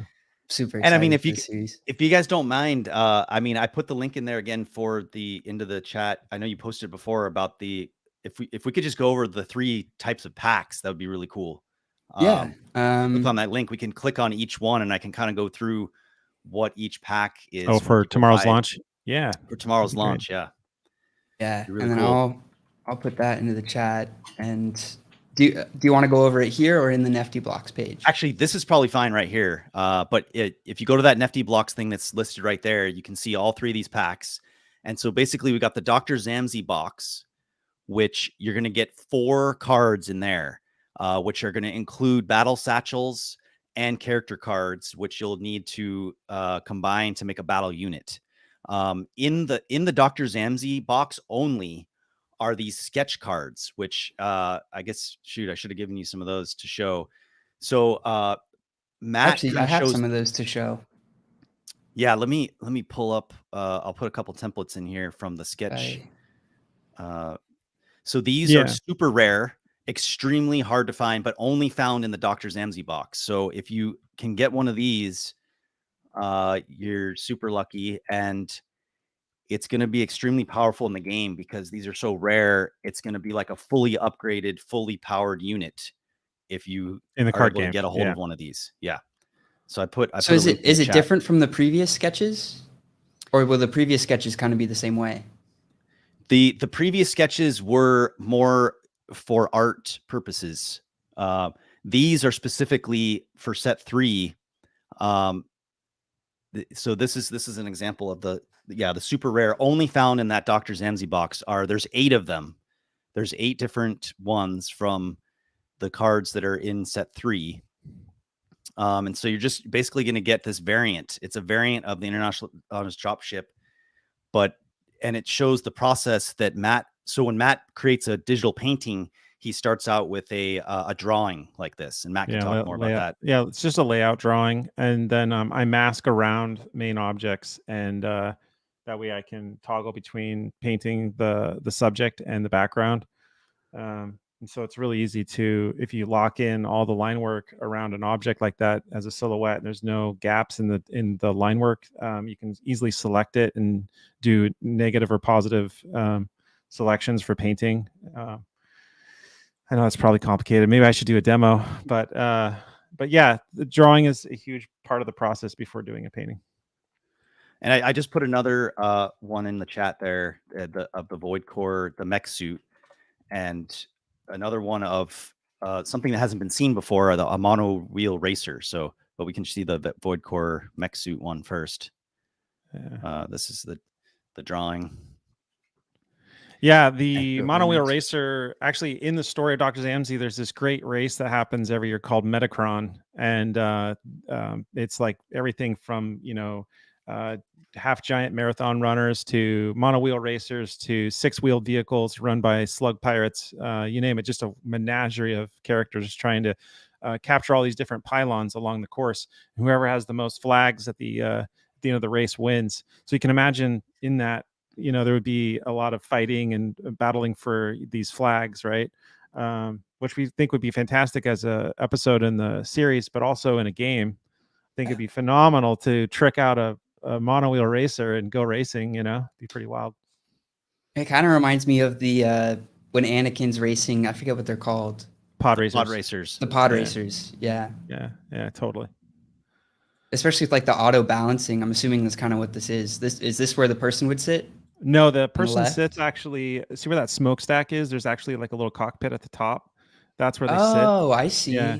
And the arm that shoots out is a balancing gravitational balancing system. So and there's actually a weight, I thought of this. There's a massive weight in the hull just above the wheel, that kind of, and then the weight of the actual engine in the back. So everything's balancing right through gyros and stuff. That's awesome. And if you look at the back of this NFT, you can see. You can see it in action. There's like an actual painting of it racing. Ooh. So that's what's going on. Yeah, and so that's cool that you thought through like all of the different balancing. Yeah, if you go to my Instagram, you don't have to in this actual meeting, but a fan of mine actually, when I posted that sketch, actually 3D modeled and 3D printed that actual vehicle. So it turned out pretty cool. But is yours just I think it's Matt Gazer? Matt Gazer, yeah. But I wouldn't recommend looking for it because it's just buried in tons of posts. But it's in there, so in case people are. Yeah, I'm gonna put this in the chat for sure. Yeah.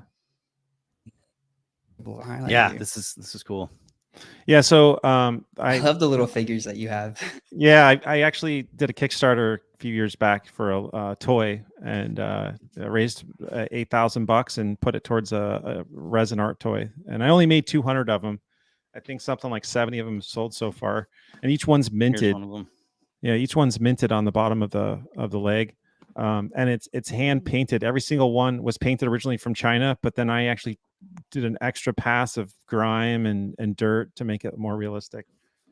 They look awesome. I feel like that's like the OG collector's item. Yeah, it's super. If you're looking for rare beyond NFTs, this is what you want. And on the back of the box, this is an actual NFT that we have for in Dr. Zammsy's world. Yeah, is new this logo picture on the back.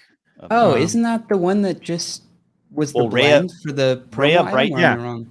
Rhea Brighton's actually in that shot. Rhea Brighton's right here, and you can read about her adventure on her card in this. What's going on in this picture here? Yeah, but you know, beyond toys, I've made art books and all kinds of stuff, and you can, you know, I post stuff about that all the time on Instagram and my stories and things like that. So yeah, I just followed you, so I will be catching more of that. Awesome. Not that I'm great at checking Instagram, but yeah, I know it's a beast all on its own. Social media, and TikTok is. We know TikTok is something that we want to start doing because you talk to any 12-year-old on the street, they're on TikTok all day long. So, oh my gosh, my daughter, kind of the new thing. She's exactly 12 and she's on TikTok all the time. Yeah. If anybody like that toy, I'm putting that in the chat because I just saw it was on sale. So yeah, I used to sell it for a lot more. I think something like 150, and I dropped it down to $65. So hey, go for it. So as soon as this gets greenlit to a series, I'm gonna be pushing for toys. Like that's I'm a huge toy fan, so I think that monowheel racer would be a super awesome Lego toy or toy made by Hasbro or something. I want a Gorgon Lego toy. Yeah. Like a 4 foot tall Gorgon. I think that would be pretty dope. Am I saying that right?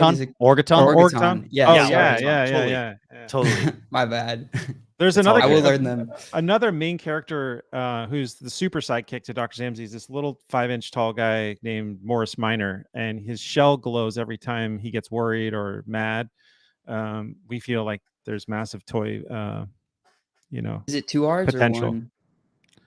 The kind of looks like a ladybug. Yeah, exactly. Yeah, exactly. Yeah. There's an animation of his shell glowing actually that John did a fantastic job on.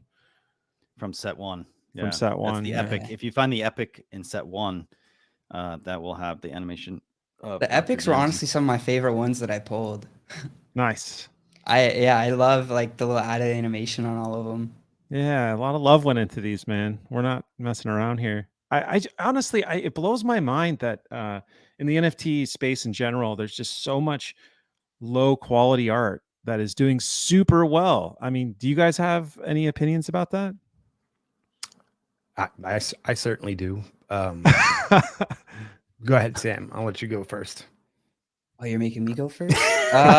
Personally, wow, I think that the art is it's definitely if I were to grade or rank an NFT, like the quality of the art is definitely going to be a metric that I weight, you know, heavily or favor towards, because it says a lot about the project.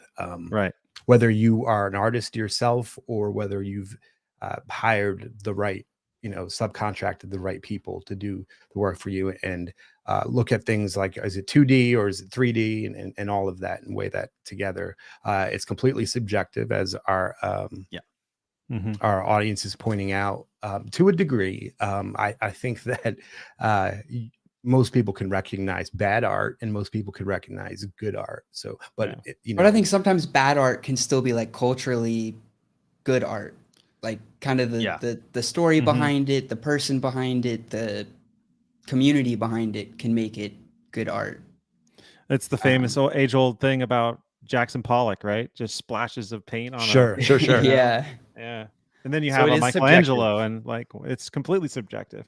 It's very subjective, and I get the feeling that like with CryptoPunks or like Moonbirds, that they're trying to force this sort of like 80s look because they are trying to be like we're still at the very beginning of this whole NFT thing. This is the very beginning. Sure. Yeah.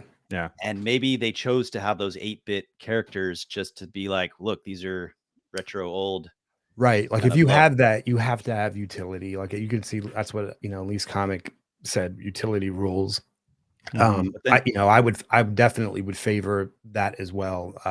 Probably the highest. If I was putting together a scoring system, I would put utility by far the highest. Which And is I great think- that your guys' project has everything. Like, Thanks, man. No, and I think there's a disconnect between some of the computer developers and the artists, right? So the people that are really good at making computer stuff may not know like a phenomenal artist, or just not even know what art is. So they just kind of take anybody, and then the artists are creating this amazing art, but they're not getting it into an interface that's getting to the masses. So I think that's part of what's being worked out here with this. We're on the cutting edge. And I put in the chat again, probably my favorite NFT that we've made. It's actually on Bob back here, but it's a John Helms again. Okay, so that one is this is the one this is a sketch card that's only found in the Matt Gazer box, and it's really cool. It talks about Dr. Zammsy's childhood. And this is I didn't realize there were other giants too in the world. Oh, That's there's cool to tons of know. them. There's all tons. different sizes of people. Oh yeah, and tiny people too. There's these little tiny people called Tods. There are races called Tods, and they like to live near windowsills so that they can interact and be entertained by humans. So there's just like a vast scale of scale in the world, all living together. What's interesting is my painting of Neil Logan and this drawing were originally done before Zootopia came out, and I'm actually with some friends with some of the concept artists that are on that show, and I was like, dude, you guys took my idea, man, because it's all about little tiny doors near big streets for larger people, and I just love that concept of culture wrapped up into scale inside a city. Are there any sitting on these little windowsills? Yeah, that's where they would live, exactly. Yeah, and I mean, if you and so that NFT that you blended as well, the one with Dr. Zammsy's laboratory and the 3D world, the door to Dr. Zammsy's laboratory, there's kind of a smaller door that's inside of a larger door. So right. That's how the kind of bigger people can go inside and concept of medicine. Scale. Right. And I think this is the one you were talking about that's on your guy in the back, right? So it's on his shirt, and this is just one of our favorite ones we've ever made that John Helms nice. Animated. Brian, yeah, super cool. Hey, a fan just said we need to make a toy of Marcus Tagbomb so they can have a pint of Clever Brian. Yeah, totally. That was. How did you say it? It was Aerodie. Yeah, Aerodie, exactly. Aerodie. Okay, I'll make sure. I have a question about this. So what do I do with this now? So this is a confirmation of the T-shirt. Can we go over that again really quick? Yeah. The apparel. Sure. Yeah. Go ahead, Rolf. It looks like you completed the process of if you go to your email, they probably sent you like a receipt, and I think this kind is of like here. If you order anything that you order, from Amazon or whatever, but this is Cotton Bureau, you'll probably get an email where you can track. It'll tell you once they generate, when it's shipped, and everything like that. Right. So again, the path was merch, apparel, and then we can pick any shirt. Correct. Yeah, you can click on these shirts. Like the new ones are at the top. The brand new ones for the set 3 are those 3. Okay. So I need to do a painting. I need to do a painting of just a so if you click on that one, that's Brian. This is of that NFT you just made. Right. Yeah. The one that I planted. And do I need to I remember you guys saying something about like ping it to our Discord or something. Right. We're going to have in our Discord, I'll put an announcement with information, but what we're going to ask people to do is just, if you can take a picture of yourself wearing the T-shirt and post it in Discord or on our Twitter, just somewhere where we see it. Probably I'll have the instructions in there. I think a little bonus to help from fraud would be like some kind of receipt confirmation. Also, screen grabbed along with that picture. That way we can justify that it's real. Obviously, I think you guys we're going to trust you right away. In fact, we're going to to log down the wax addresses. I mean, I think that Right, if we have a picture of the person and the wax address, there's no fraud. It's going to be, you're going to be able to tell. Yeah. Cool. But we should probably also mention y'all's podcast. Sorry, it's kind of off topic, but Oh yeah, no, totally. Yeah, Dr. Z totally. NFT podcast. Yeah. I've listened to a few of your episodes. It's fun. Oh, you like it? Cool. Yeah, we try and add a little pop culture in there and stuff like that. But we just love to keep up to date with our fans, what we're doing each week, what we've accomplished the last week, and what we plan to do in the future, and just talk shop and just have fun. I mean, Gordon has been our podcast manager. He runs his own podcast, and we're just having a blast. We're working on videos each week and sharing the love for Dr. Zammsy. So. I mean, we do a lot of updates on how our venture capital meetings have gone, how our pitch meetings with various animation studios have been, and give, firsthand accounts of what that was like. So far, it's all good. I just posted the address if anybody wants to go listen to any of those. Sorry, TV. I think, Rolf, you have some scavenger hunts that are relating to the podcast. Yeah, so the scavenger hunt is all related to our podcast. So if you want to participate in the scavenger hunt, go to our YouTube page. There's information on there on in Discord and on the Twitter, that page. Those links literally take you to a podcast episode. So this is actually the Spotify version. It's going to be on the YouTube version of gotcha. And if you go to our main page and you scroll down to the bottom, we have a YouTube link that Gotcha. There you go. So if you go to our YouTube page, right in the description right there, it says free scavenger hunt, free NFTs, see instructions below. If you look at that right there. But if you go to our Twitter page, I've already put the link in there. So it's pretty easy. You just go to the episode and you can find the whitelisted free NFT. So to avoid bots, the first link, basically, why don't we click on one and I can show you what I mean to really walk people through what to do. So just scroll down to the scavenger hunt one. It's a few down below these giveaways. Let me know when. Just go down to right under this one, I think is where it is after the Despicable Me. So if you click on one of these three right here, see part 1, part 2, part 3, just click on part 1 right here, down just a little bit farther down. See where it says I got you. Yeah. Okay. Click on part 1. So I'll show everyone what I mean. We had to just avoid bots going crazy. So if you scroll down to the description, there's a you click on that link right there. It's not the link. So if you're not a bot, scroll to the bottom and there's the actual free link. If you go to the very bottom there, real link. Go. So it's whitelisted. It's got a whitelisted key, and that's the whitelisted key where you can get it. Yeah. So what's part 4? What's that? Can we get a hint on what part 4 is? Part 4 is going to be in our Discord shortly and on Twitter. Okay. It's just basically right after we finish this today at some point, there's going to be several more parts that once you have all the parts, it's part of a recipe, like we said, where you'll be able to blend for one of those special blue cards that's in part of set 3. Yeah. And then we haven't even talked about the puzzles we've done in the past too. Those are just wild. We also need to get back to. I just remembered we kind of stopped after the Zammsy box. We got distracted by art. Yeah. So that's definitely a good idea. Do the second box. Oh yeah, we got to sell the product.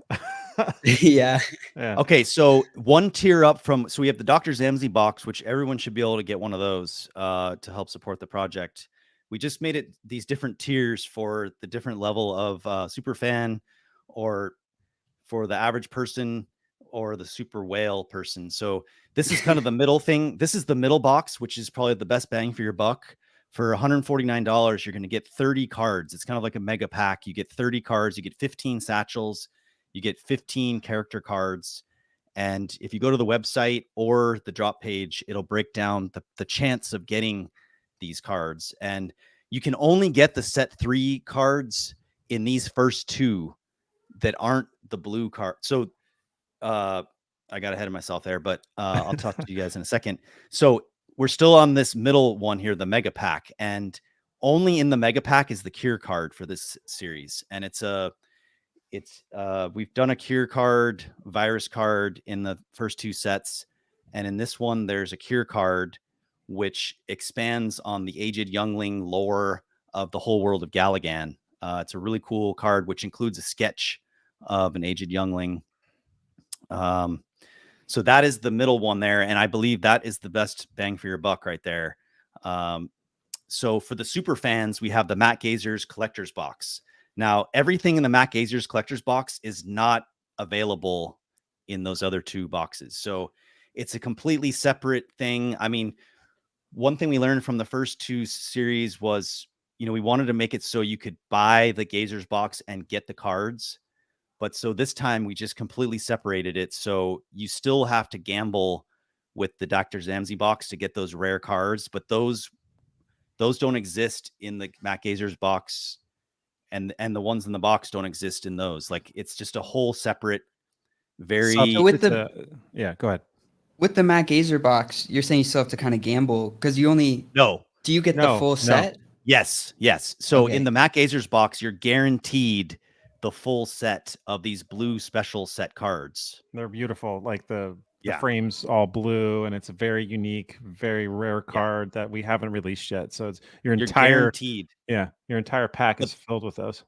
But those versions of the cards don't exist in, like, if you want to get these other cards that are possibly even rarer, you're going to have to get these other boxes. But if you want to get guaranteed cards, the Matt Gazer's collector's box has these, just a different variant that's only, and there's only 20 of these. So that are they mint on demand or pre-mint?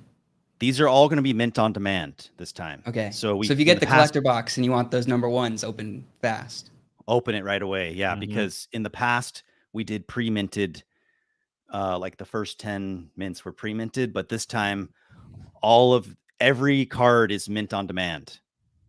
So that's cool. Yeah. Because if I got a box, I would want to wait till Monday to open it, but the mint numbers I feel like are important if you want to get a collector's item. Yeah. Well, the way I also look at it too, you just keeping the packs unopened over time could be worth something. I was gonna ask, can we get a physical box? Because these boxes always look so cool. Oh, totally. Yeah. Well, actually, if we were swimming in millions of dollars right now, I would personally direct the production of physically print them in a real box, and every card that you bought or that you would get in a box would be displayed in an actual box. I have a great connection to Cameron Books. They're a publishing house here in town where I live, and my friend Ian, he's a book designer, and he can make anything for me. So the sky's the limit on how we're going to reward people down the road if we really blow up, and become the next whatever. And we have a lot more funds to play around with. We want to get into rewarding people with really unique physical items that we could create from this franchise. And just to clarify a couple more things, the only way to get that sort of sketch card where it's a video of him sketching is in this Matt Gazer's collector's box. That's the only place it exists, along with that new Logan Figma quarter sketch card, which talks about Dr. Zammsy's youth. Those are unique to the Matt Gazer's collector's box. And if you go to the drop site, I listed all of the templates for the Matt Gazer's collector's box, so everyone can go through each template. There's over 60 cards actually in this set. So the 14 that you're guaranteed in Matt Gazer's are in there listed, but I'll try to find a way to get everyone an easy way to see the templates instead of having to go through the Atomic Hub website. Because there's 60 other set 3 has 60 cards in it. So it would just be fun for anybody to go through. Yeah. So Jeff was asking in the chat if number 4 from the tweet had dropped yet, and y'all were mentioning that hasn't dropped, and to look out for the Twitter and we'll post it on Twitter and Discord. We'll place it it'll be on our Telegram too, but it'll first be in Discord, then Twitter, then Telegram, as soon as we can. we'll have that in there. Awesome. Yeah, we recommend everyone just jumps on board to our Discord. We're a firm believer of our server and all the channels in that, and we're having a lot of fun engaging with fans. It's a direct way. I'm always have Discord up while I'm painting and sketching, and I'm happy to take any break to talk to anyone at any moment if you have any questions about our project. So I'm gonna take you up on that. yeah, I love connecting with people and chatting. So yeah, we have a good time like directly answering questions to the fans, which I don't know if a lot of founders do that, but we like to engage people and clarify stuff right in the chat. To That's everyone. awesome. one of our fans, Clever Marcus, actually just bought a T-shirt. He said, "I need to order a few ASAP." That's pretty funny. Love it. I just ordered my T-shirt and a hoodie. Oh, cool. Yeah. I got the My People one because I thought that was awesome. Yeah, I like that one too. Yeah. Yeah, That's a big popular one. I'm a big fan of diversity, right? And the whole point is just that, to show diversity and how that diversity is my people. So Yeah. Yeah, I love and that. yeah. something that we haven't really mentioned is that it's not just T-shirts. The graphic is there, and you can actually get tank tops, hoodies. Yeah. They have a bunch of different options for people. So if you're in a colder climate than Hawaii, then you might want a hoodie. There were some different kind of hoodies too. I think there's one like that doesn't have the hood because I know some people like different style hoodies. I forgot what it was, but Yeah. let me see if I can get that back open. Yeah. It's pretty cool. And it's something that, again, people just don't know about it. I kind of harp on Matt. I'm like, Matt, I want to make a couple more shirts today. And he's like, what? And I'm like, yeah, it just takes 5 minutes to upload to JPEG. And then, I wear these around town. People probably look at me funny. And then I talk to them about Dr. Zammsy. But there's also like really oversized fit T-shirts. Yeah, these are Oh, awesome. yeah. Oh, it's a crew neck. So yeah. It's cool because it's printed on demand, right? So there's not like a gigantic amount of inventory parked somewhere, and if you run out of smalls, you got to reprint or anything. I mean, they literally print the moment you buy it, and like Rolf explained, the quality in the material is phenomenal. They're super cozy clothes. The quality's amazing. I do recommend, like any shirt, if you have a favorite shirt with a picture on it, wash it inside out, right? Because when you're washing it, it doesn't matter what shirt you have. It can kind of wash away some of the I've made stuff that mistake many times with my graphic tees. So I purposefully wash mine right side in because I like the faded look. You like the faded look. So yeah, it's subjective. Like the guy said about the art. I mean, everybody has a different well, for me, makes you happy. I did that too much to where there literally was no more graphic at all on the shirt. Yeah, I start flipping them inside out once I'm like, this Once is you probably get gonna that be gone next just time. right patina, you just start doing the opposite. Yeah, exactly. That's cool. Yeah, guys. Well, do you guys have any other questions like about the game or anything else that you guys? We got them all. Okay. I think we'll definitely need to have y'all back on. Yeah, for sure. You guys are a lot of fun. Yeah. I really appreciate letting us talk for so long about our dreams and ambitions here. So Absolutely. It's a huge honor. Absolutely. Yeah. And I think one thing I just want to tell the fans is that, sorry, excuse me. I'm just getting over, actually had COVID a week ago after 2 years, first time. But anyways, I'm alive. I'm good. Yeah, but actually before, hold on, I don't mean to interrupt, but you had a crazy last week. So he had COVID, his computer died, and he was during all this was going on, he's trying to publish the packs before our launch date. So let me tell you, dude, kudos to you, man. You did a great job. You had every roadblock in front of you. Yeah. But as in crypto, everyone should have like a backup phone or a computer. I mean, I don't know, just because if you lose it, you're stuck, right? But what I wanted to tell the fans was that, anybody with a suggestion or an idea for making Dr. Zammsy, getting it to the masses, making it bigger, like just please let us know and realize that, I was just like anyone else. And I decided I wanted to be a survivor on Lost or a pirate in Pirates of the Caribbean. And I just, by any means necessary, I just figured it out how to do it the right way.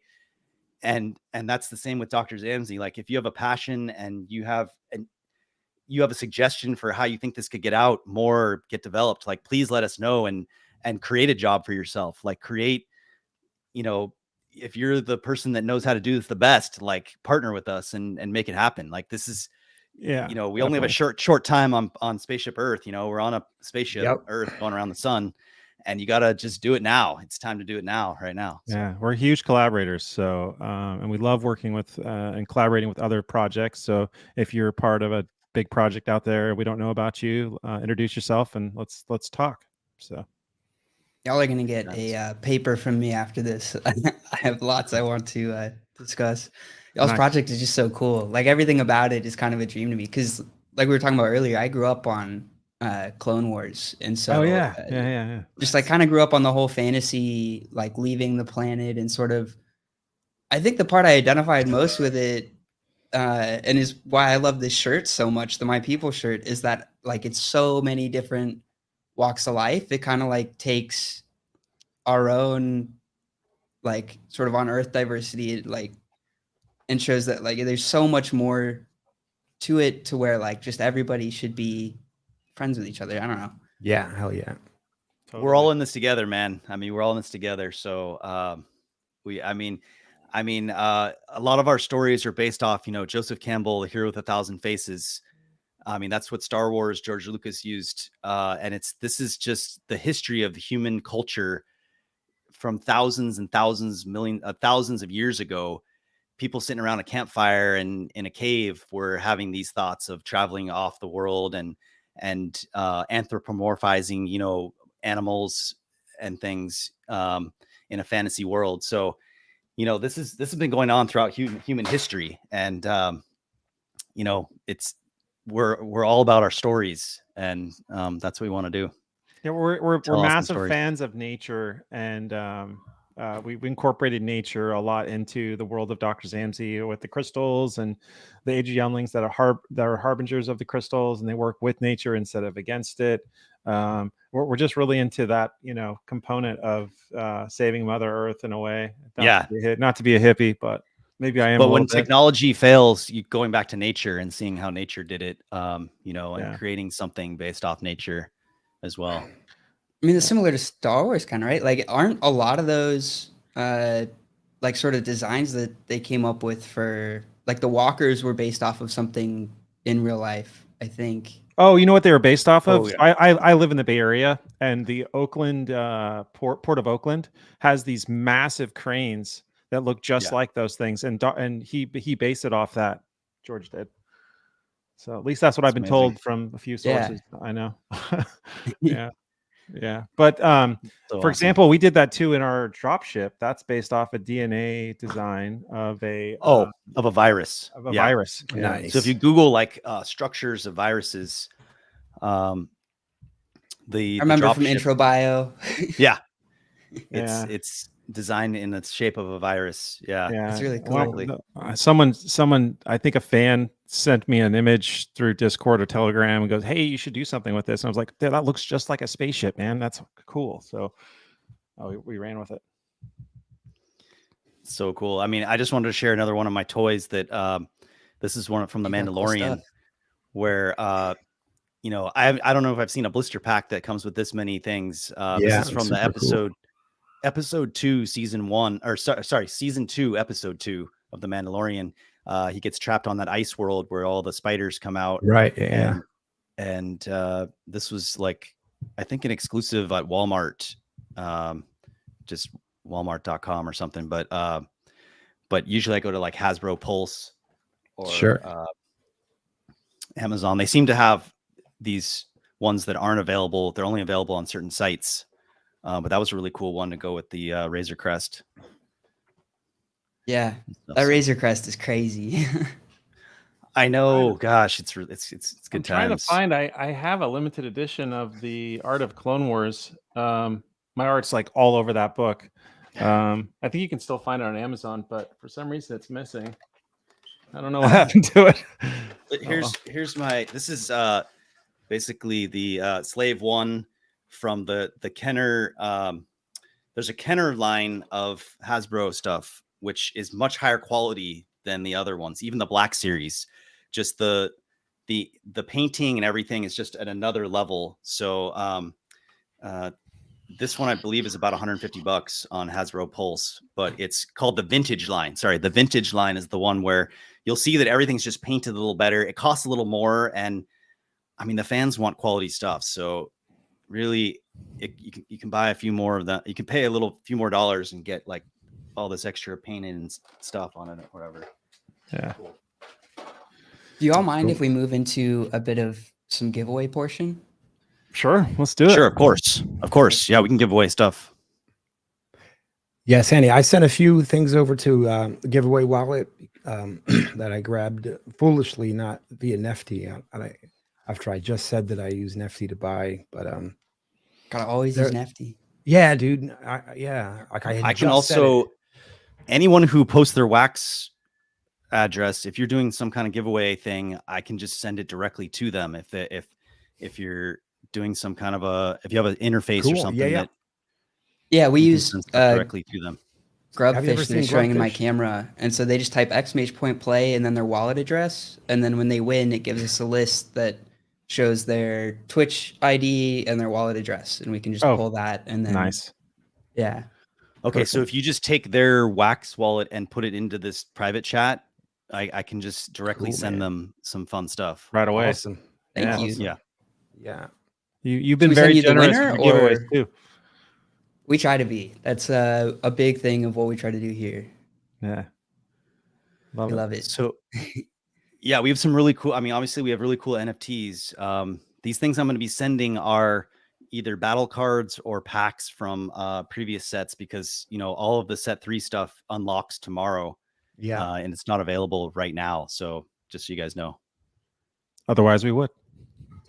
I'm excited for tomorrow. We would. Absolutely. So I can definitely send. I've got some cool battle cards that I can send, like of the mech suit, the Void Core mech suit that Dr. Zammsy uses to go into the. That's a cool one. That's a great one. It's a really that cool one's really one. cool. We've got Captain Romsdahl. He's kind of one of the leaders of the Internauts. I've got the Internautilus dropship. I've got the Pink's Waxundrium battle card, and I've got the Young Vizdidra card, which is one of my favorite paintings. Your absolute favorite. That's my favorite painting that Matt's done, is the Vizdidra when she's young. And actually, what's really cool is I'll put it in the chat if I can't send images, darn it. Maybe I'll do it through Discord. But when I was at a Comic-Con, a woman actually did a cosplay of Vizdidra. So I'll wait, for real? Like What I'm gonna do is I'm gonna go to our Discord chat. I'm gonna actually put that in there right now, and then you can pull that up. So this is actual woman that actually made Vizdidra's dress, and then she had a wig artist actually build the wig, and she's holding the character in the painting. And I also just put the template for that Young Vizdidra into the chat. You could show it if you want to. Thank you. I was trying to find that. I just put it in the chat there, the last one. But yeah, that image of the cosplay person is in our Discord. So this painting is just, oh my gosh, it's amazing. The hair is insane. And then there's a cool story on the back.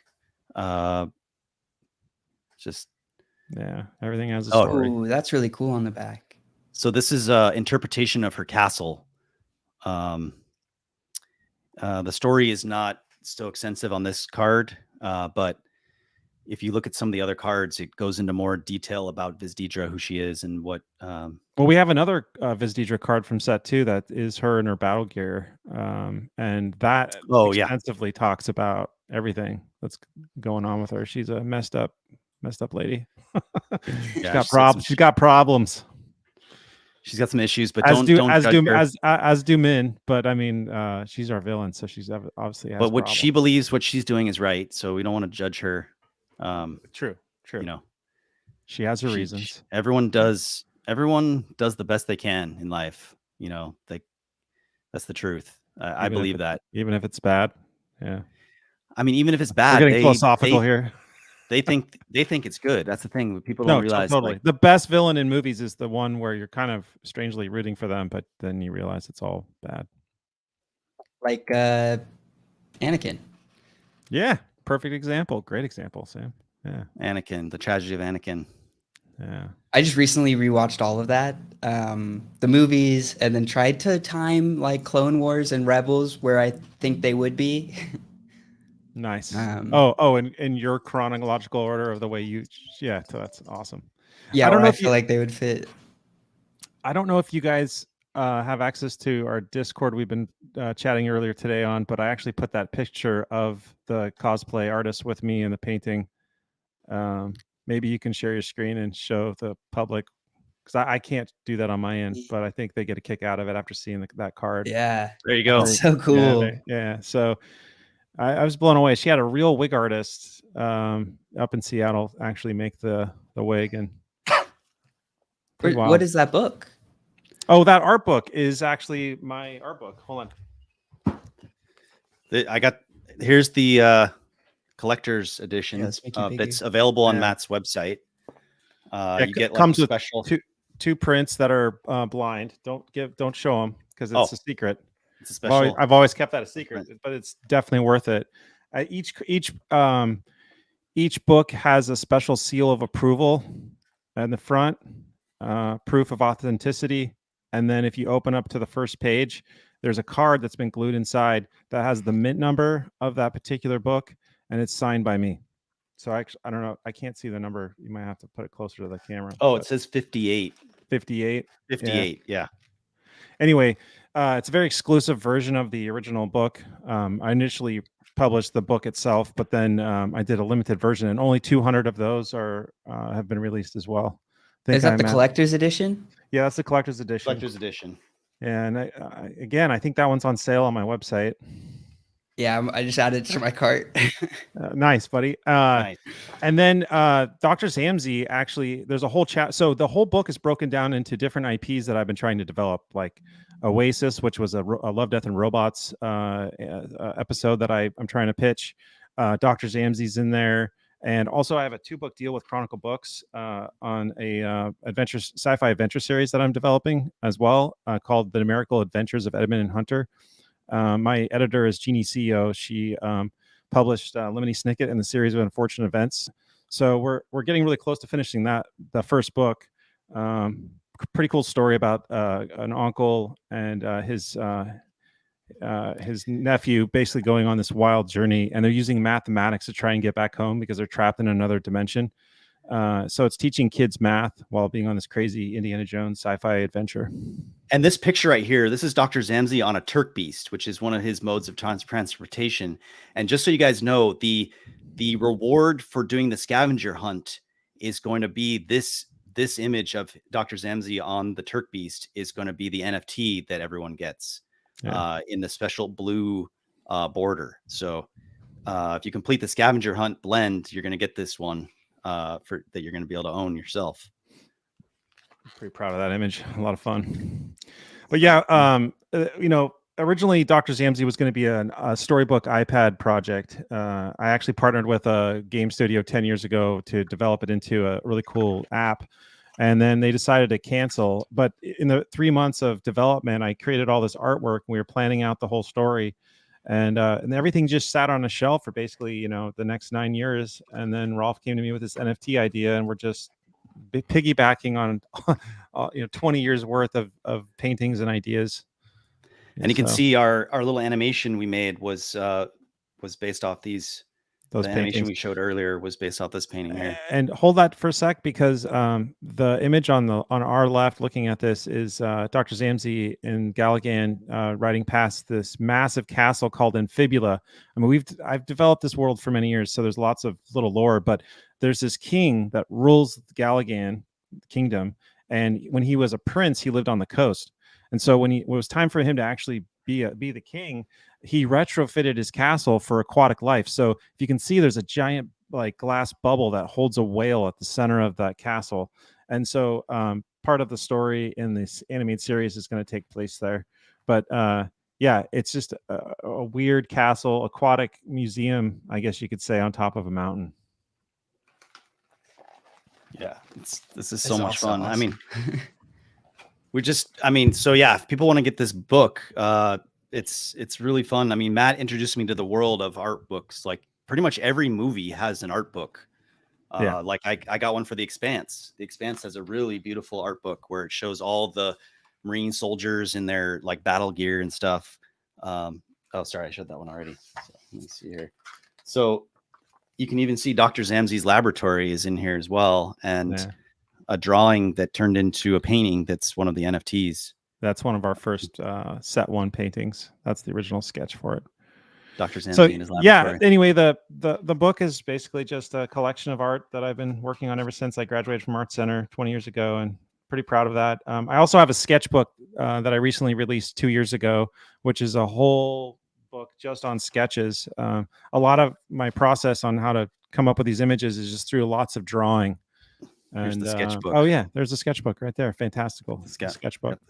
Just sketchbook, tons of ideas and crazy creatures and worlds, and it's just how my brain works before I go to a painting. You'll just see all of the sketches, ideas, things. I don't know if I'm boring you Really guys. cool. Sorry. Anyway. I'm very entertained. Okay. All right. I mean, we're having fun here. This is pretty fun. I mean, Matt also has another book called Battle Milk. Oh yeah. Well. So that actually, Sam, you'll really be into Battle Milk. That book, when I was at Lucasfilm, the entire art department for Clone Wars got together and we published our own book. And each artist was tasked with 12 pages to tell a story. And so we worked on it for a year, and we had monthly meetings to catch up on how we're doing. And we finally published it. This is the third book in the series. And this is the first time I actually got involved. The first Battle Milk 1 and 2 are completely sold out. You can still get Battle Milk 3 on my website and I think on Amazon. But this is my section. It's called Oasis, and it's about a robot and a steel planet trying to look for the last known origins of nature to his world. And the way he finds out if there's nature at all is because this butterfly flies next to him, and he takes it to this database console, and it scans it as an organic life form. And he's like, what the hell's an organic life form? And so then he goes on this quest to try and discover the last known origins of nature. And it's all about his journeys going through that world. But in my Love, Death, and Robots version pitch of this, when he finally discovers the Oasis, which is the last page in that section, it's actually an algorithm test to weed out free thinkers, and then he gets deleted. So, every Love, Death, and Robot episode has its, bad twist. ending. Yeah. Yeah. So that's how we'd spin that if that tragic ending. Yeah. But you can see the world is just a vast, massive piece of junk made of steel. So cool. Yeah. Love, Death, and Robots is another one of my favorite series. Just like, I love how people can create such vast worlds. It's just so impressive. I'm not sure, you guys may not have known this, but the season 3 of Love, Death, and Robots just dropped a couple days ago. There's a whole new I already season watched it all. Yeah, me too. I binged on that. One of my favorite ones was that one of like the zombies and like miniature, like all fighting each other. And at the very end, it shows the galaxy and there's like a little fart, like yeah, it's all the missiles. It's just so dead on with like how we think we're so special in the universe, and we're just like a tiny little fart. Yeah, and we think like if everything like just messes up here, like everything in the universe is over. But like, we're just a little bloop in the totally in the grand scheme of things. Yeah. So our next project actually for NFTs, personally for our company, Fabricated Madness, because we formulated a company around this. If Dr. Zammsy can really take off and we finish the card game, we finish get the metaverse going, and the animated series is going, or any one of those, we'd like to pivot a little bit and turn that Oasis project into an NFT project as well. So releasing limited NFTs of that art and making new art for it. That's one of our next projects is Oasis. Sweet. Yeah. I think it's about time. We got 53 people in this giveaway. Okay. So I'm gonna boot up the Scrubfish. Sweet. I'm gonna pull up my trading I'm gonna pull up my transfer interface on my Wax wallet. Okay, Rolf is the NFT giveaway master for wallets, so Oh, this is cool. Yeah, so I don't even know if I you'll was see in there. some spikes You're gonna coming have to through. You're gonna have to share this with us. This is pretty cool. Yeah, I would love this Yeah, it's technology for our by the podcast. Craft team. It's a lot of fun. Am I ticking yet?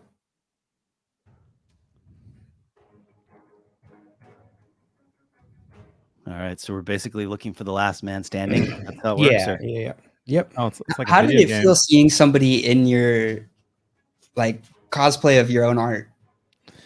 I'm sure you've seen it before, but I actually, that was the first and only time I've ever witnessed that. Definitely a bucket list. I almost cried, to be honest. I was super floored that someone actually took the time to sew that.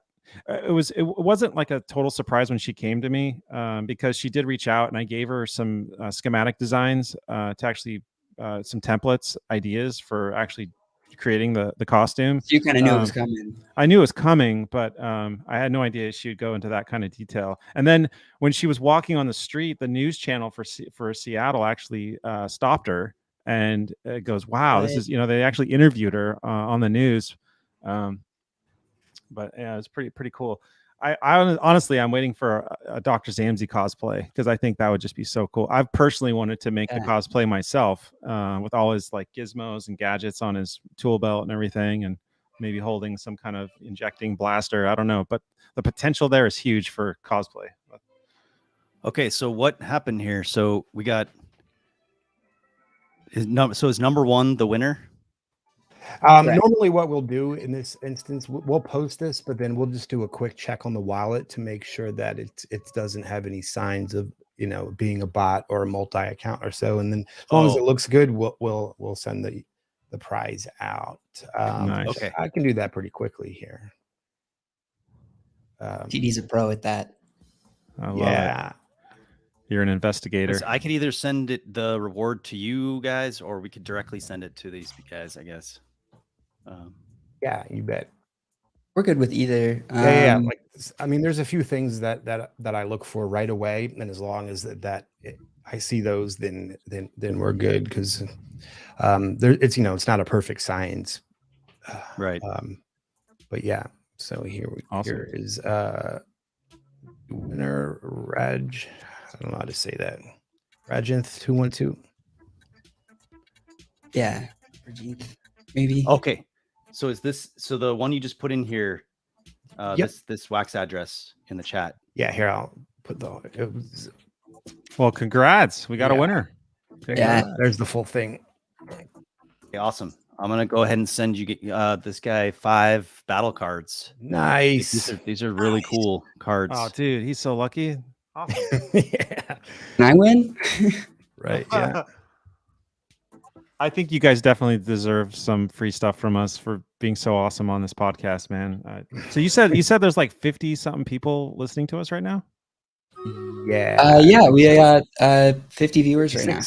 That's amazing, guys. Thanks so much for sticking with us. That's great. Love it. And then we're also playing Stream Raiders with everybody in the background. I'm not sure if y'all are familiar with this game, but it's a lot of fun as well. I'll put it up bigger. Yeah, I'd love to check it out. It's like a little auto battler. So we all place our units down and then they try to defeat the floor of enemies. So basically AI takes over and you just place your characters or what? Yep, exactly. Oh, that's crazy. Dante, Rolf was talking about this, remember? Yeah, Dante, the creator of Onessus, who created Huddle God and Niftyville and Yield Universe. They're going to be launching something that's really cool where they can customize for your world something like this. So you know how this is Crittercraft or whatever? They will literally create like a Crittercraft that's based off your world, but it's an Unreal Engine. It's like an actual 3D map where that's cool. You actually get to attack each other, but it's just your name is on there. We're currently in talks with him to maybe even do like before the card game comes out, we might actually partner with them to do something along those lines, just to get people, their feet wet with us doing gaming. Just to calm them out a little bit. I'll tell you though. I'll tell you though. If Set 3 sells out, it's game on, and we're going to be light speed getting the card game out. So we're really excited. tomorrow's a big deal. So I Huge sent deal. out the rewards. So the winner should check their wallet. Nice. It's been sent. It's been transferred. Fantastic. I sent out a Young Vizdidra, a Pink Wax Undrium, a Void Core Z-Mech, an Internautilus Dropship, and a Captain Xander Romsdahl. Which are just love the paint. Matt's paintings again. Just Thank you for that. Blows your mind. Yeah. And so the creator, one of the creators of this game, is actually in our chat right now. He's nice. Dude. Gaz. Congrats. I love that. That's awesome. That's so awesome. So super cool. Yeah, I mean, Dude, you know, gaming, you know what, I'll tell you this. I feel like with so much investment from venture capitalists going into Web 3.0 and all these games that are happening, I just feel like, you know, there's obviously a huge dev cycle that's happening right now where everyone's building out these games. But I feel that like in a year or two, there's going to be such a wave of content surrounding play to earn, NFTs and gaming. There's just going to be a plethora of entertainment out there for people like us, you know? Yeah. Well, I mean, I mean, I'm sure you guys do the same thing, but me and my kids, instead of watching regular TV, we watch streamers. I mean, we watch people playing video games and watching Twitch. And one of my favorite guys of all time is Choco Taco. And he just talks about how, you know, there's kind of a people are waiting for the next game to come out. Like, you know, PUBG came out. Yeah. It's been 5 years now, and Fortnite is a copy of PUBG pretty much.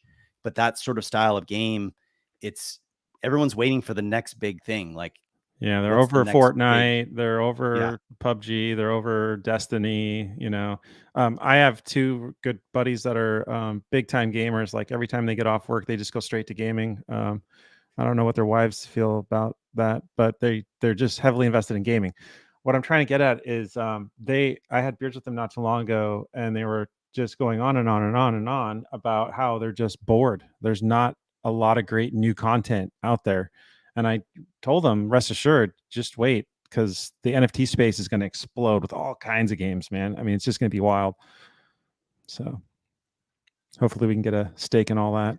I mean, I think augmented reality is got to be what that is the whole virtual reality thing where you need like a padded room so you don't hurt yourself, right? Where you're wearing those goggles. Mm-hmm. I think augmented reality where you wear glasses where you see the real world, like you can go out in the woods with your friends and do paintball or something, and there's augmented things that you shoot at or whatever, but you're in the real world, and so you can actually see that you're not going to run into a wall or something with virtual reality would be you're stuck in a space. I think LiDAR technology, mapping your surrounding environment through your glasses. Apple did a little presentation that was a little secretive. I caught wind of it and watched it, and they're working on technology where your glasses are always mapping your environment, and if anything changes, it's adding that component to the you know what it's recording, and then because it's already has a great map of your surrounding environment, it can overlay really interesting 3D geometry on top of that, like enemies, characters, you name it. So yeah, I think augmented reality is going to totally take off. Absolutely. All right, and I'd like to welcome all of our new viewers from the Wombat stream. Welcome everyone. Fantastic. Welcome. Yeah. Rating with 21. Yeah, thank you so much. That's awesome. Yeah. And Crittercraft Gaz, the actual creator of this game that we're playing, is in our audience as well. I don't know how he noticed my Grubsplode wallet, but I stole that idea from Sandy. He's got a Boom wallet. Oh, look, Clever Marcus is in the contestants. He's a huge fan of ours. He's always joining in on our Discord. I had a great chat with him this morning about gardening. He's a big time organic gardener, farming guy. So it's interesting. Dude, I really appreciate the time you guys gave us here today. Yeah, Matt, I know, Matt, I mean, if you want to stay on, I have to go right now, just because I have something that I knew we were gonna do this show. I just can't believe you guys gave us over 2 hours. Oh, we'll give you as much as you're able to take. Yeah, I mean, how long we can do this again too, for sure. How long do your shows last normally? What's your average? Like an hour or so, hour and 30, I think. Probably as of recently, they've been going a little bit longer and longer as we breaking get more records right comfortable. now. Yeah. Well, I think I'm we've also done it too before, notoriously though. bad at being wordy and making things longer. I mean, I don't know. What are you guys doing tomorrow? I mean, we have our launch tomorrow. We could go live with you while we launch, see how we do. We could open some. Yeah, absolutely. I I'm would down. be so down for that. And we could 'Cause I do wanna another open them on giveaway too. stream. We could give away some of the new packs because they all unlock tomorrow or whatever. So, dude, that's a great idea. If you guys are open to that, let's do that. Yeah. Yeah, it's the launch at 4 p.m. tomorrow, right?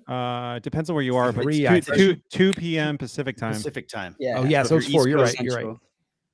East Coast would be 5 p.m. Yeah. We're in Tejas. Oh, you're in Texas. Okay, is that Central time? Yeah. Yeah. Okay. Sweet. So 4 p.m. Yeah. Yeah. Rolf's out of Hawaii. I'm out of California. So, but yeah, guys, let's do that. Well, I mean, I think I have to get going anyway because I'm sure my daughter's begging my wife to play catch, and I always do that. So, got to do some dad time. But how about this? Let's regroup in the morning and plan another live event while we're seeing our packs being sold. I think that'd be fantastic. Yeah, sounds good. Awesome. Yeah, it would be a lot of fun. I just checked the calendar. It looks open for me. Sweet. I don't know about you, Sam, but I think we're. I would imagine open. Yeah, also. it's open. Cool. Fantastic. Awesome. Let's do it. Okay. Awesome, Jen. Yeah. Awesome. All right. Okay, guys. Well, for those of you that are new, we have our set 3 launching tomorrow at 2 p.m. Pacific, 9 p.m. UTC. We have 3 types of packs. We went over that in the video, but check out our website at drzammsy.com for all the details. Join our Discord, ask us questions. We'll get right back to you. And I'll see you guys tomorrow, man. Can't wait. Yes. Awesome. Thank you guys so much. Thank you. All right. Okay, cool. All right. Talk to you later. Bye. Aloha. All right. All right. So let's run this giveaway and then we can call it a day here. Yeah, let's do it. What was the link for that? For the drop, I will post it here and after this. Here, I got it up. So I'll Cool. just put it in the chat. Yeah. And then if you want to check out the website as well, has a little more detail on the packs. They have all the links on the drop page. I got to shout them out for that. They did a fantastic job making sure all the detail is on there. Yeah. All right. Starting the grubfish.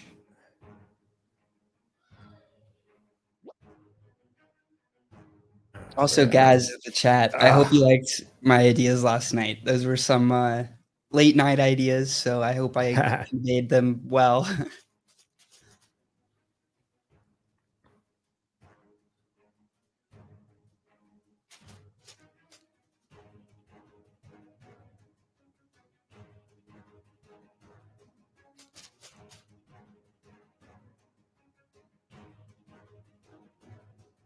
So, Sandy, what do you think about tomorrow? Are you going for the collector's collector pack? box? I'm so thinking about it.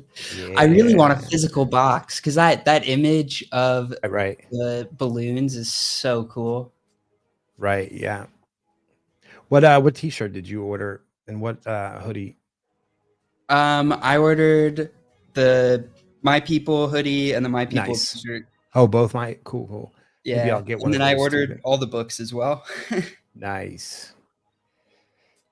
Yeah, I grabbed the Dr. Z NFT one, the blue one. Never say die, my man. Congrats. Yeah, and so you guys just be colorful games on stream now. It's true. Got all the different. I think that had every single one in there. Yeah, let's send. So I threw some of those rare boxes into the giveaway wallet. Let's send Never Say Die one of those. What do you think? Yeah, sweet. Rare collector boxes, sweet. I'll do it. And who was it that we saw with all the tickets? I mean, some of our loyal viewers are just awesome and hoarding tickets too. Well, yeah, I'm trying to remember who it was. I think it was maybe Pennybags. Yeah, it was Pennybags Jr. Yeah. Kind of stacked. Yeah, good for them. There is some advantage. Well, I wouldn't say advantage. Definitely not financial advice. But I would imagine as we grow, Yeah, we'll be able to get cooler and cooler things into there.